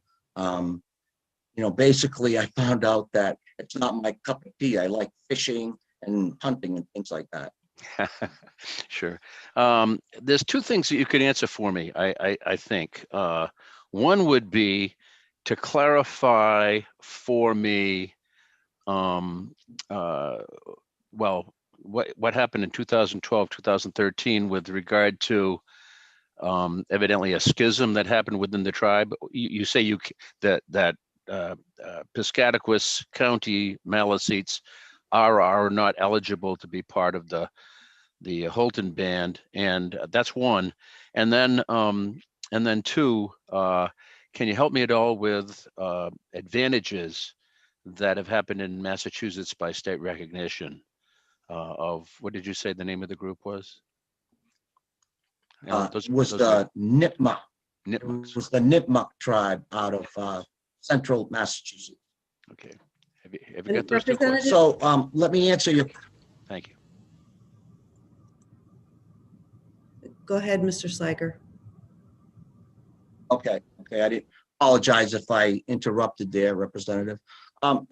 So those questions that you have regarding, other tribes and why they didn't go for federal recognition, that's a tribe. I'm sorry to interrupt, but I'm the having decision that tribe made. Excuse me, Mr. Slager, can you hold on just for 1 minute? Because I would like us to focus this. This is a hearing on a bill related to a request from the Kineo Band for state recognition. And I am not sure, Representative Babbage, how the first part of your question, and Mr. Slager, I was hearing the beginnings of your answer. I'm not sure how that ties into this legislation. And so I would ask if you could maybe focus on the second half of Representative Babbage's question, which is, what are the practical impacts of the legislation? And then we'll move on to another question. Thank you. Madam Chair, if I may, I currently, we do have an organization, a Maine Indian Tribal State Commission. And that commission does recognize the Penobscot, the Passamaquoddies, and the Maliseets. Mhm. And so I am trying to determine whether this is worthy of separate recognition, or are they in fact part of a group that already has a relationship with the state? That's the nature of that questioning. Yeah, and I guess, again, I'm trying to understand, they're asking, this bill is asking for something different, for a new status, and okay, I'll allow, if you could just answer the question, please, Mr. Slager, without, I'm concerned that there's speculation as to people who are not present and voicing concerns about this legislation, that you're being asked to anticipate their position rather than just articulating your reasons for supporting this legislation. So if you could focus on why you're supporting this legislation, that would be, I think, appropriate and helpful. Thank you. Sure. So as far as the impact locally up there, we would like to have a cultural resource center in Greenville where people can come in and learn about natives in the area. We also feel that, when people drive to Greenville, Maine, they see the Indian Hill store, they see the Indian store, Indian Hill Market, and then they ask, where are the Indians? Well, the Indians are there, they're just in the shadows. So we hope to have a large economic impact on the local economy through the Heritage Center that we're proposing, and also other interests culturally right in Greenville.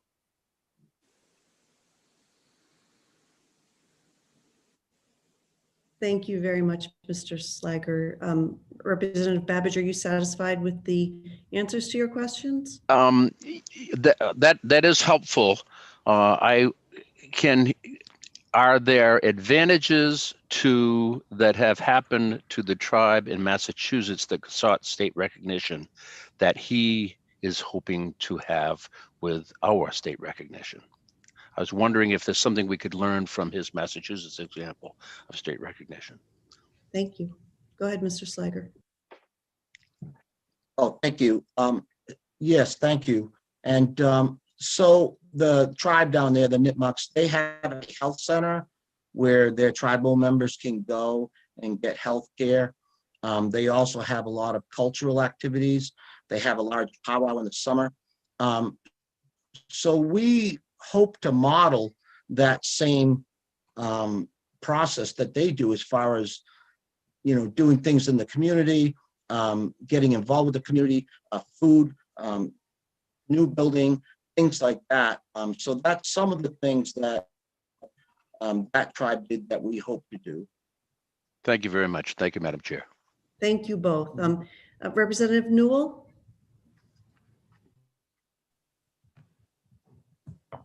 Yes, thank you, Madam Chair.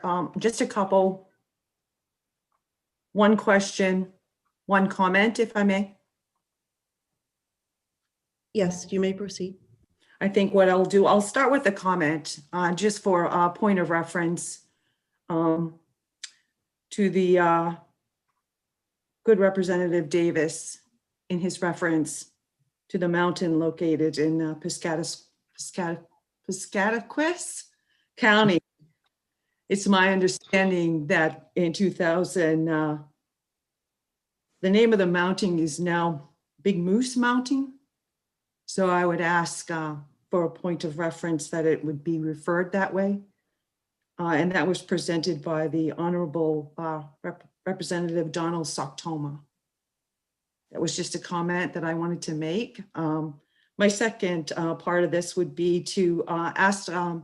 Slager, David, a question in the same manner that I had asked Representative Stearns in approaching the tribes prior to the submittal of this bill.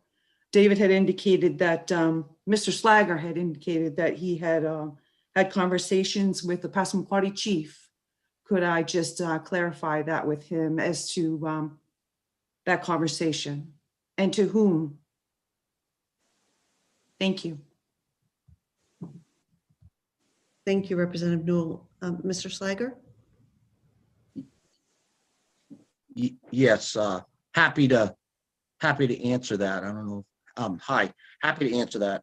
So yes, I did speak with Sagam Nicholas from Township, William Nicholas. We had a long conversation and he said, Dave, we're not doubting that there are Maliseets there in that region. That's not a question that we doubt.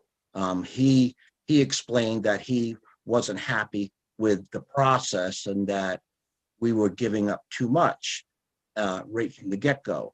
And Billy's been a friend of mine for 25 years. And, you know, I respect him and his opinion.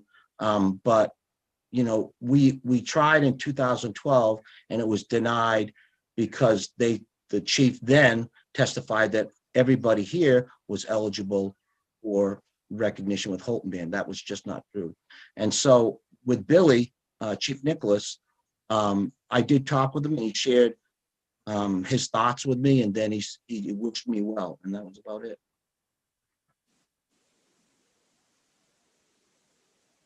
Thank you, Madam Chair. Any follow-up questions? No, I'm good.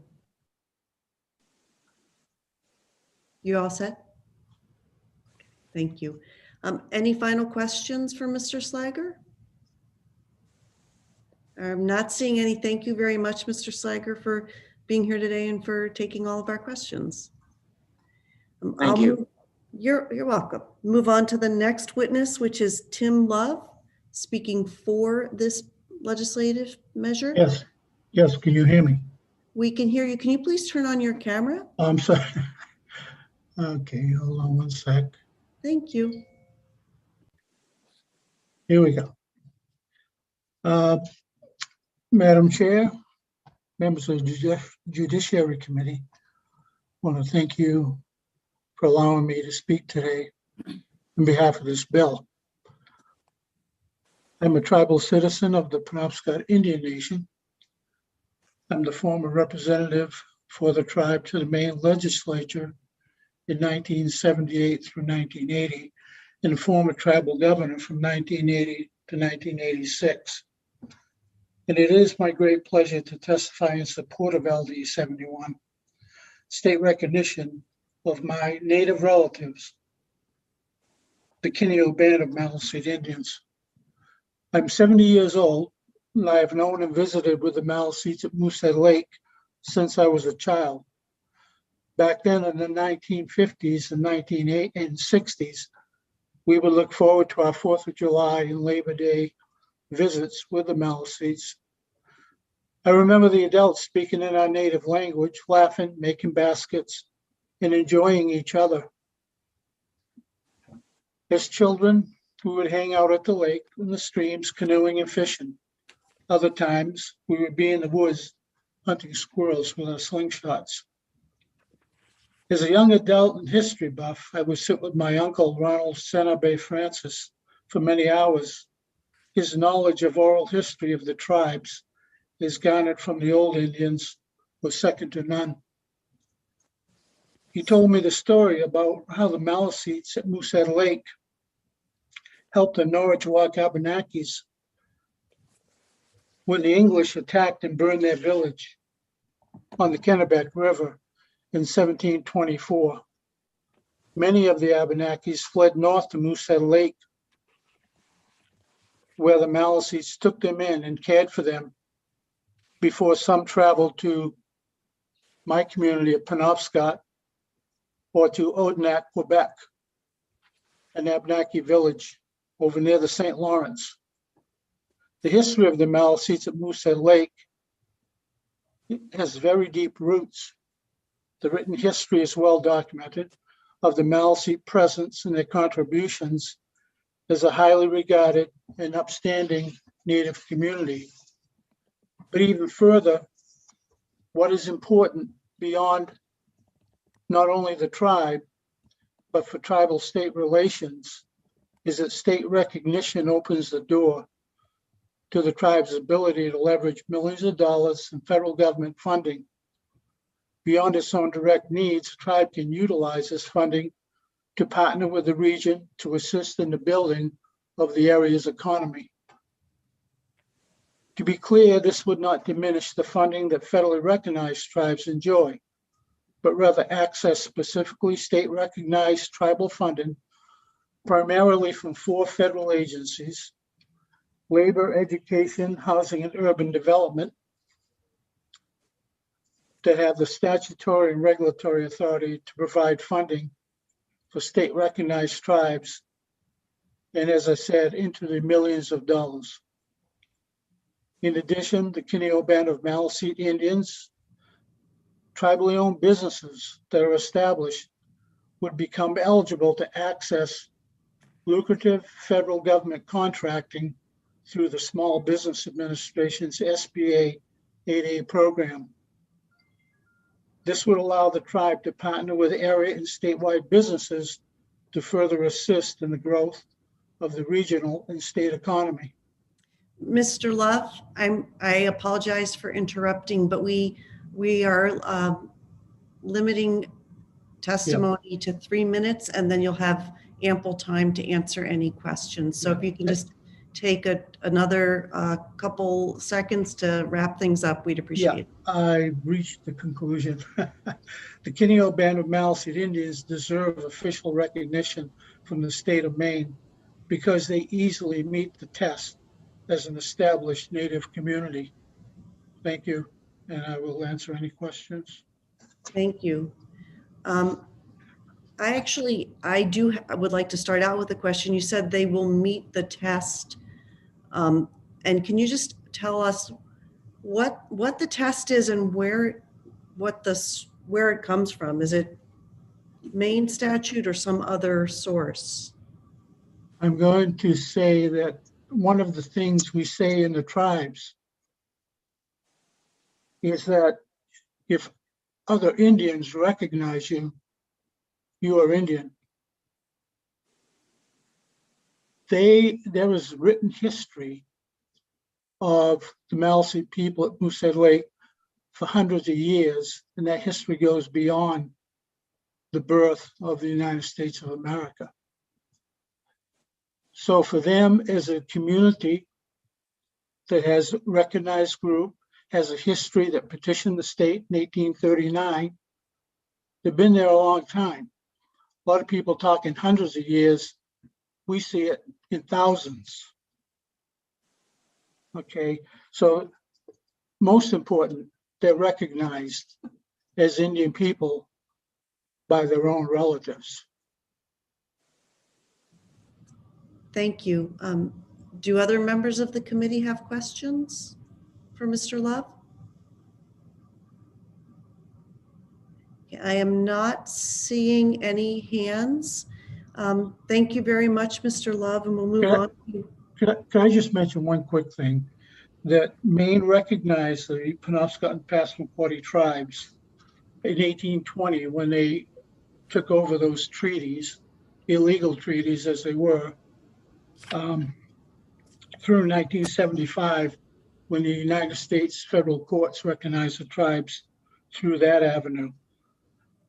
The other one thing is I've tried very hard to understand how this would be a negative to the other tribes. I can't find it. I can't see it. As a former tribal leader, you know, protecting the tribe's important, but the negative I don't see, and it doesn't exist as far as I can tell. Thank you for your comments and for testifying before the committee today, Mr. Love. Our final witness for the bill is Mr. Nickerson. Is that correct? Let me just look at my list again here. Jeffrey Nicholas.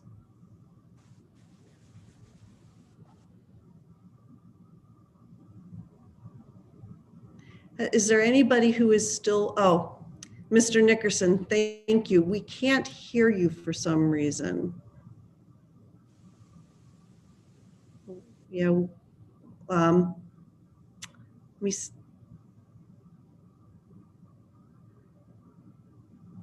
we're not able to hear you, Mr. Nickerson. Is there something about your settings on your end that are making it difficult for us to hear you?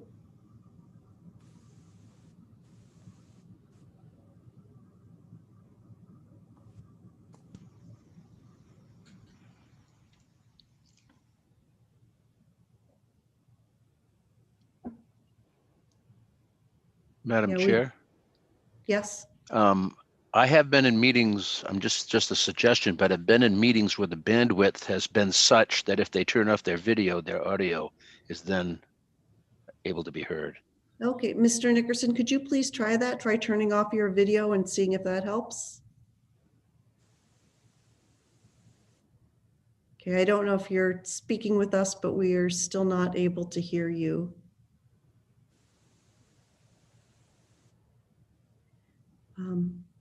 Okay, we have another suggestion from the chair, Representative Harnett. Thank you. I'm not a computer person, but it might be possible that his sound is off on his own computer. His computer is muted as opposed to being muted on Zoom. So if he can turn his volume up.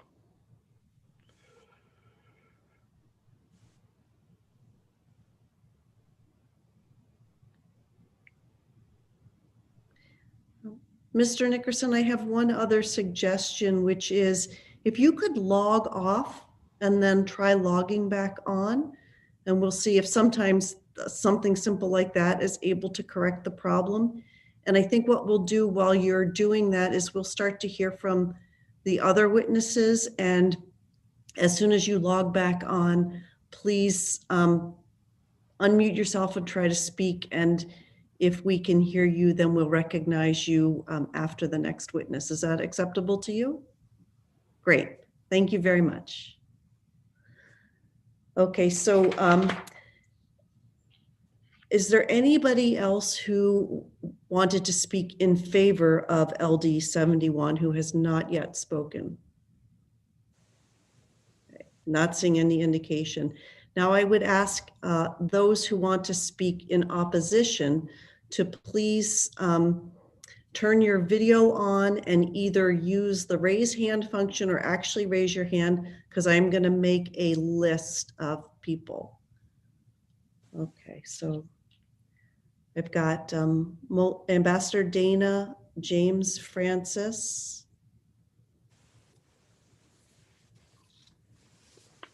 and Madam Speaker, yes. if I may.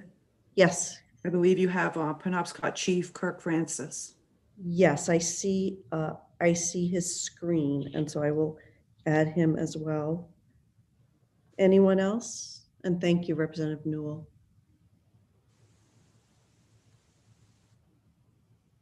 Okay, so I'm going to start by recognizing Ambassador Dana. Could you please provide your testimony to the committee? Absolutely. If at all possible, Madam Chair, can I defer to Chief Kirk Francis, and I would gladly go after he speaks? Yes, that's perfectly fine. The icons are displaying very strangely on my screen, and that's why I'm a little befuddled. Chief Francis, you may proceed. Thank you. Thank you very much, Senator Carney and Representative Harnett, members of the committee. I'll be really brief today. I believe we have the ambassador and our historian that are going to provide testimony in detail on behalf of Penobscot Nation. I want to just say that a lot of things that have been referenced here are, require a lot of factual review, and that the federal recognition processes for the tribes of Maine were not as easy as simply a court saying that we were a federally recognized tribe. There's a whole host of criteria that need to be met in terms of your continued political distinction. The treaties were mentioned earlier. 1776, and then when Maine becomes a state, those treaties are recognized, and the responsibilities that go with those treaties as well.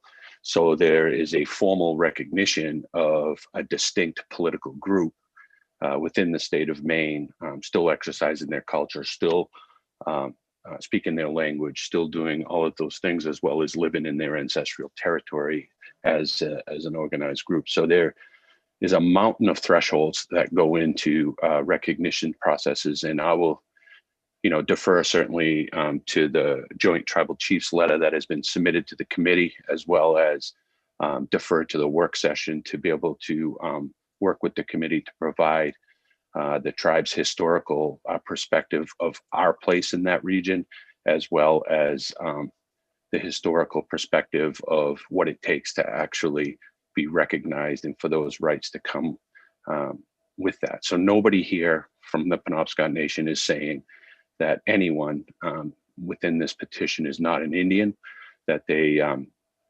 don't enjoy the rights and privileges of Native Americans within the state of Maine. What we're saying is it's a distinct and different issue to be an individual Indian or a group of Indians and claim to be a tribe. And I just want to make sure, along with Chief Nicholas and others that were mentioned on here, that there is a very thoughtful and well played out process that validates that claim. As you know, as this committee knows, the Penobscot Nation, as well as the other 3 federally recognized tribes in this state, have had their histories, 40 years from federal recognition. We've spent a lot of time over the last 2 years simply trying to figure out what those rights mean in this state for the recognized tribes, the historical recognized tribes in this state. So as we approach that issue and how difficult that is, even for the tribes that exist today, to find their proper place within our tribal state relationship, with some great progress being made, I think that it is important, and I would just urge lawmakers in this committee to really point to a process of experts that can dig into the historical facts. Where are the treaties of this group? Where are the distinct political recognitions of other towns to this group? And all of that really needs to be implemented in any process to recognize a tribe. And no legislature or Congress or anyone, in my belief, should be in the game of creating Indian tribes without being able to totally validate. That's a very serious claim, and it's an honorable obtainment for Indian people. So we would just caution against a process that produces a half a paragraph bill that really doesn't, at least I haven't seen any historical accounting for this claim, and that's our only contention at this point. So with that, thank you all for listening to me, and we look forward to continuing to participate on this bill and throughout this legislative session. Thank you, Chief Francis. Do members of the committee have questions?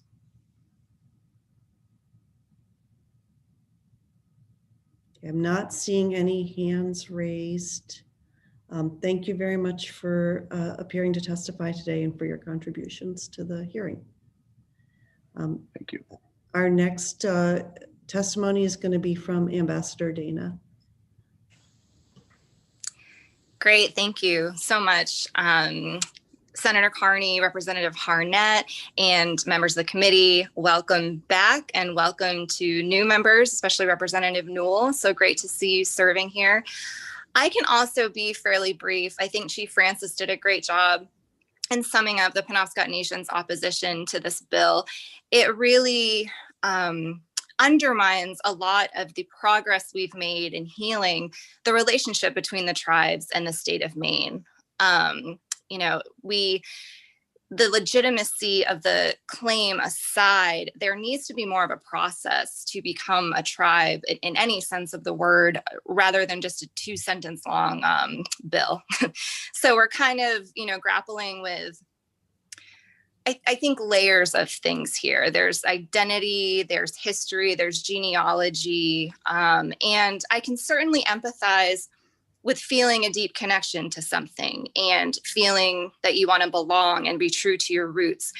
But there also needs to be a measure of respect for the tribes that are recognized in Maine and have some of the oldest continuous governments in the country, really, and just how hard we have had to work for any kind of recognition and you know, recognition of our sovereignty and power of our nations. You know, we've worked very hard in the past 2 years, but way beyond that, to, you know, make this relationship better with the state of Maine, and we're, you know, clawing for scraps at times. So I've seen a lot of progress happen in my tenure as ambassador under the leadership of Chief Francis and the other tribal chiefs and leaders. And I would really hate for anything to distract from the great progress that we have made in tribal state relations in Maine. And I feel that this Kineo recognition bill, a lot of the things you've heard today, you know, really need some factual analysis, like Chief Francis said. And I'm hopeful that the work session will incorporate some of that. Talking about some of the testimony you heard earlier, I don't think we know the unforeseen consequences of extending any kind of recognition to any kind of band or formed tribe. And I feel that this sets a really dangerous precedent. If you're gathering a bunch of people and not meeting any criteria and achieving some sort of tribal status, what does that mean in regards to resources, fisheries, claims to land? You know, and we've heard today that this group will try to seek federal recognition and is using state recognition as sort of a stepping stone. So I think it's concerning for the tribes in Maine. I think a lot more work would need to be done to ease our concerns. And at this point, I would urge the committee to vote ought not to pass. Thank you very much. Thank you very much, Ambassador Dana. Are there members of the committee who have questions? Oops. Not seeing any hands. Thank you very much. Thank you. Mr. Nickerson, do you want to try speaking again to see if we can hear you? Yeah, unfortunately, we're still not able to hear you.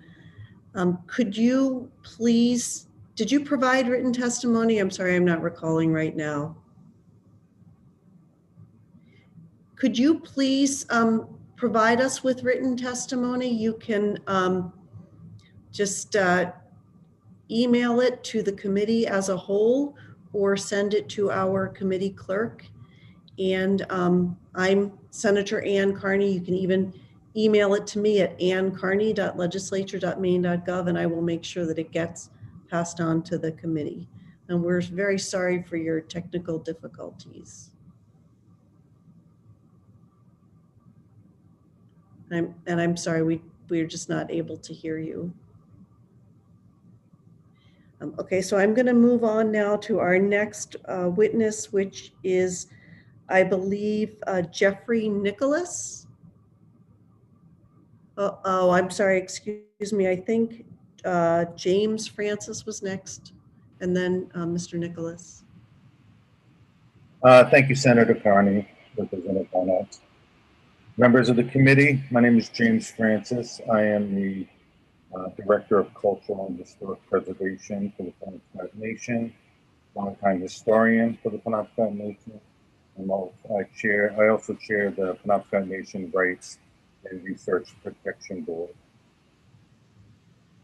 One thing that I think is really important to understand as I listen to the testimony today is that people are talking in historic times, in the historic era. For me, what's important to understand is the cultural extent of the Penobscot Nation.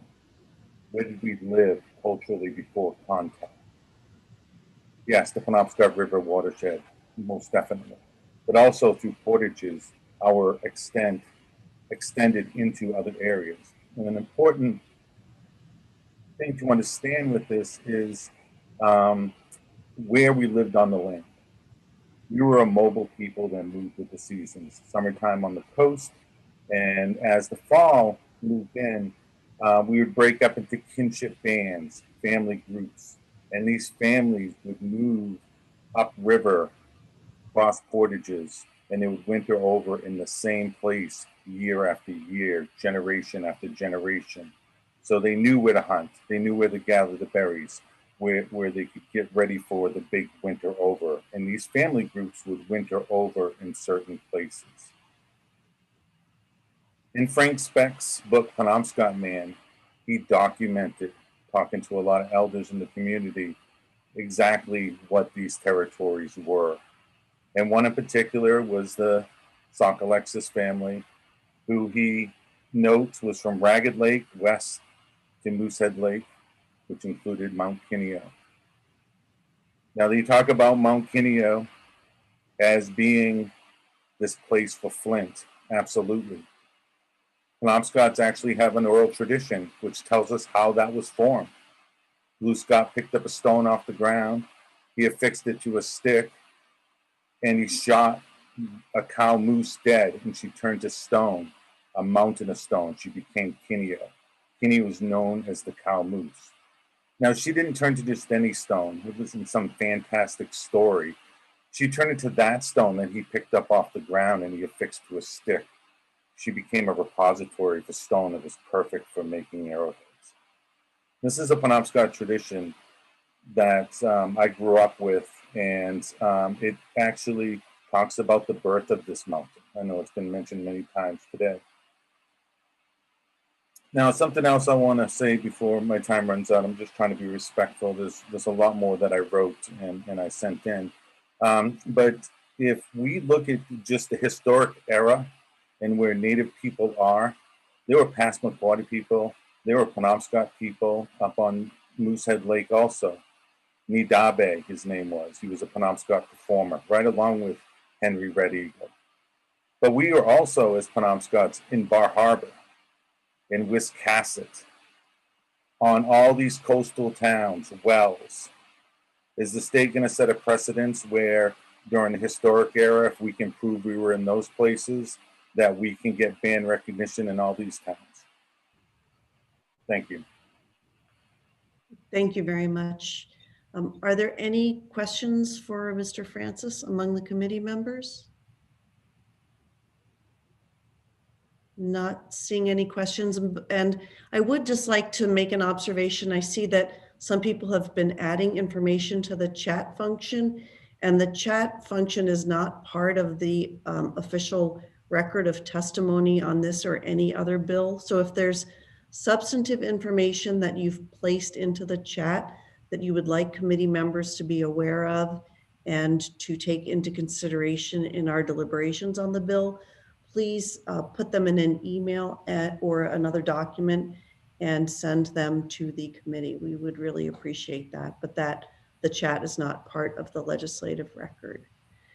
So I believe that we have a few more people who want to provide. Can I make a comment? Yes. I just wanted to say that as far as the Moosehead Lake region is concerned, We've been working with the Moosehead Lake Historical Society for the last 7 years, the Penobscot Nation, and we signed an MOU with them just last year for us to work with them closely and to work with the history they have about Native Americans in the area. Thank you for that additional testimony. Okay, so I see that Christy Nicholas appears to be the only person that I see on the screen who has not provided testimony. Would you like to go ahead?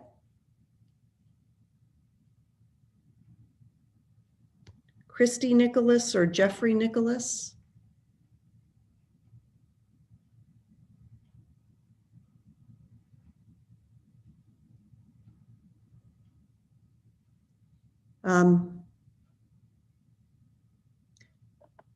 Is there anybody else who is present in the electronic hearing who would like to provide testimony for or against, or neither for nor against, on LD 71? If so, please do the raise hand function or raise your hand. Okay, I'm not seeing any additional participants at this point. So we will close the hearing on LD 71. I want to thank everyone for your contributions today. And we appreciate all of your hard work to help us get this legislation right. Thank you very much, everyone. And committee members, we will resume next week. Our next meeting is Tuesday. It's a series of judicial nominations, and we will start up at 9 a.m.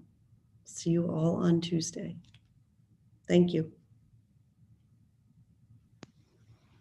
Thank you, Madam Chair. Thank you. Thanks.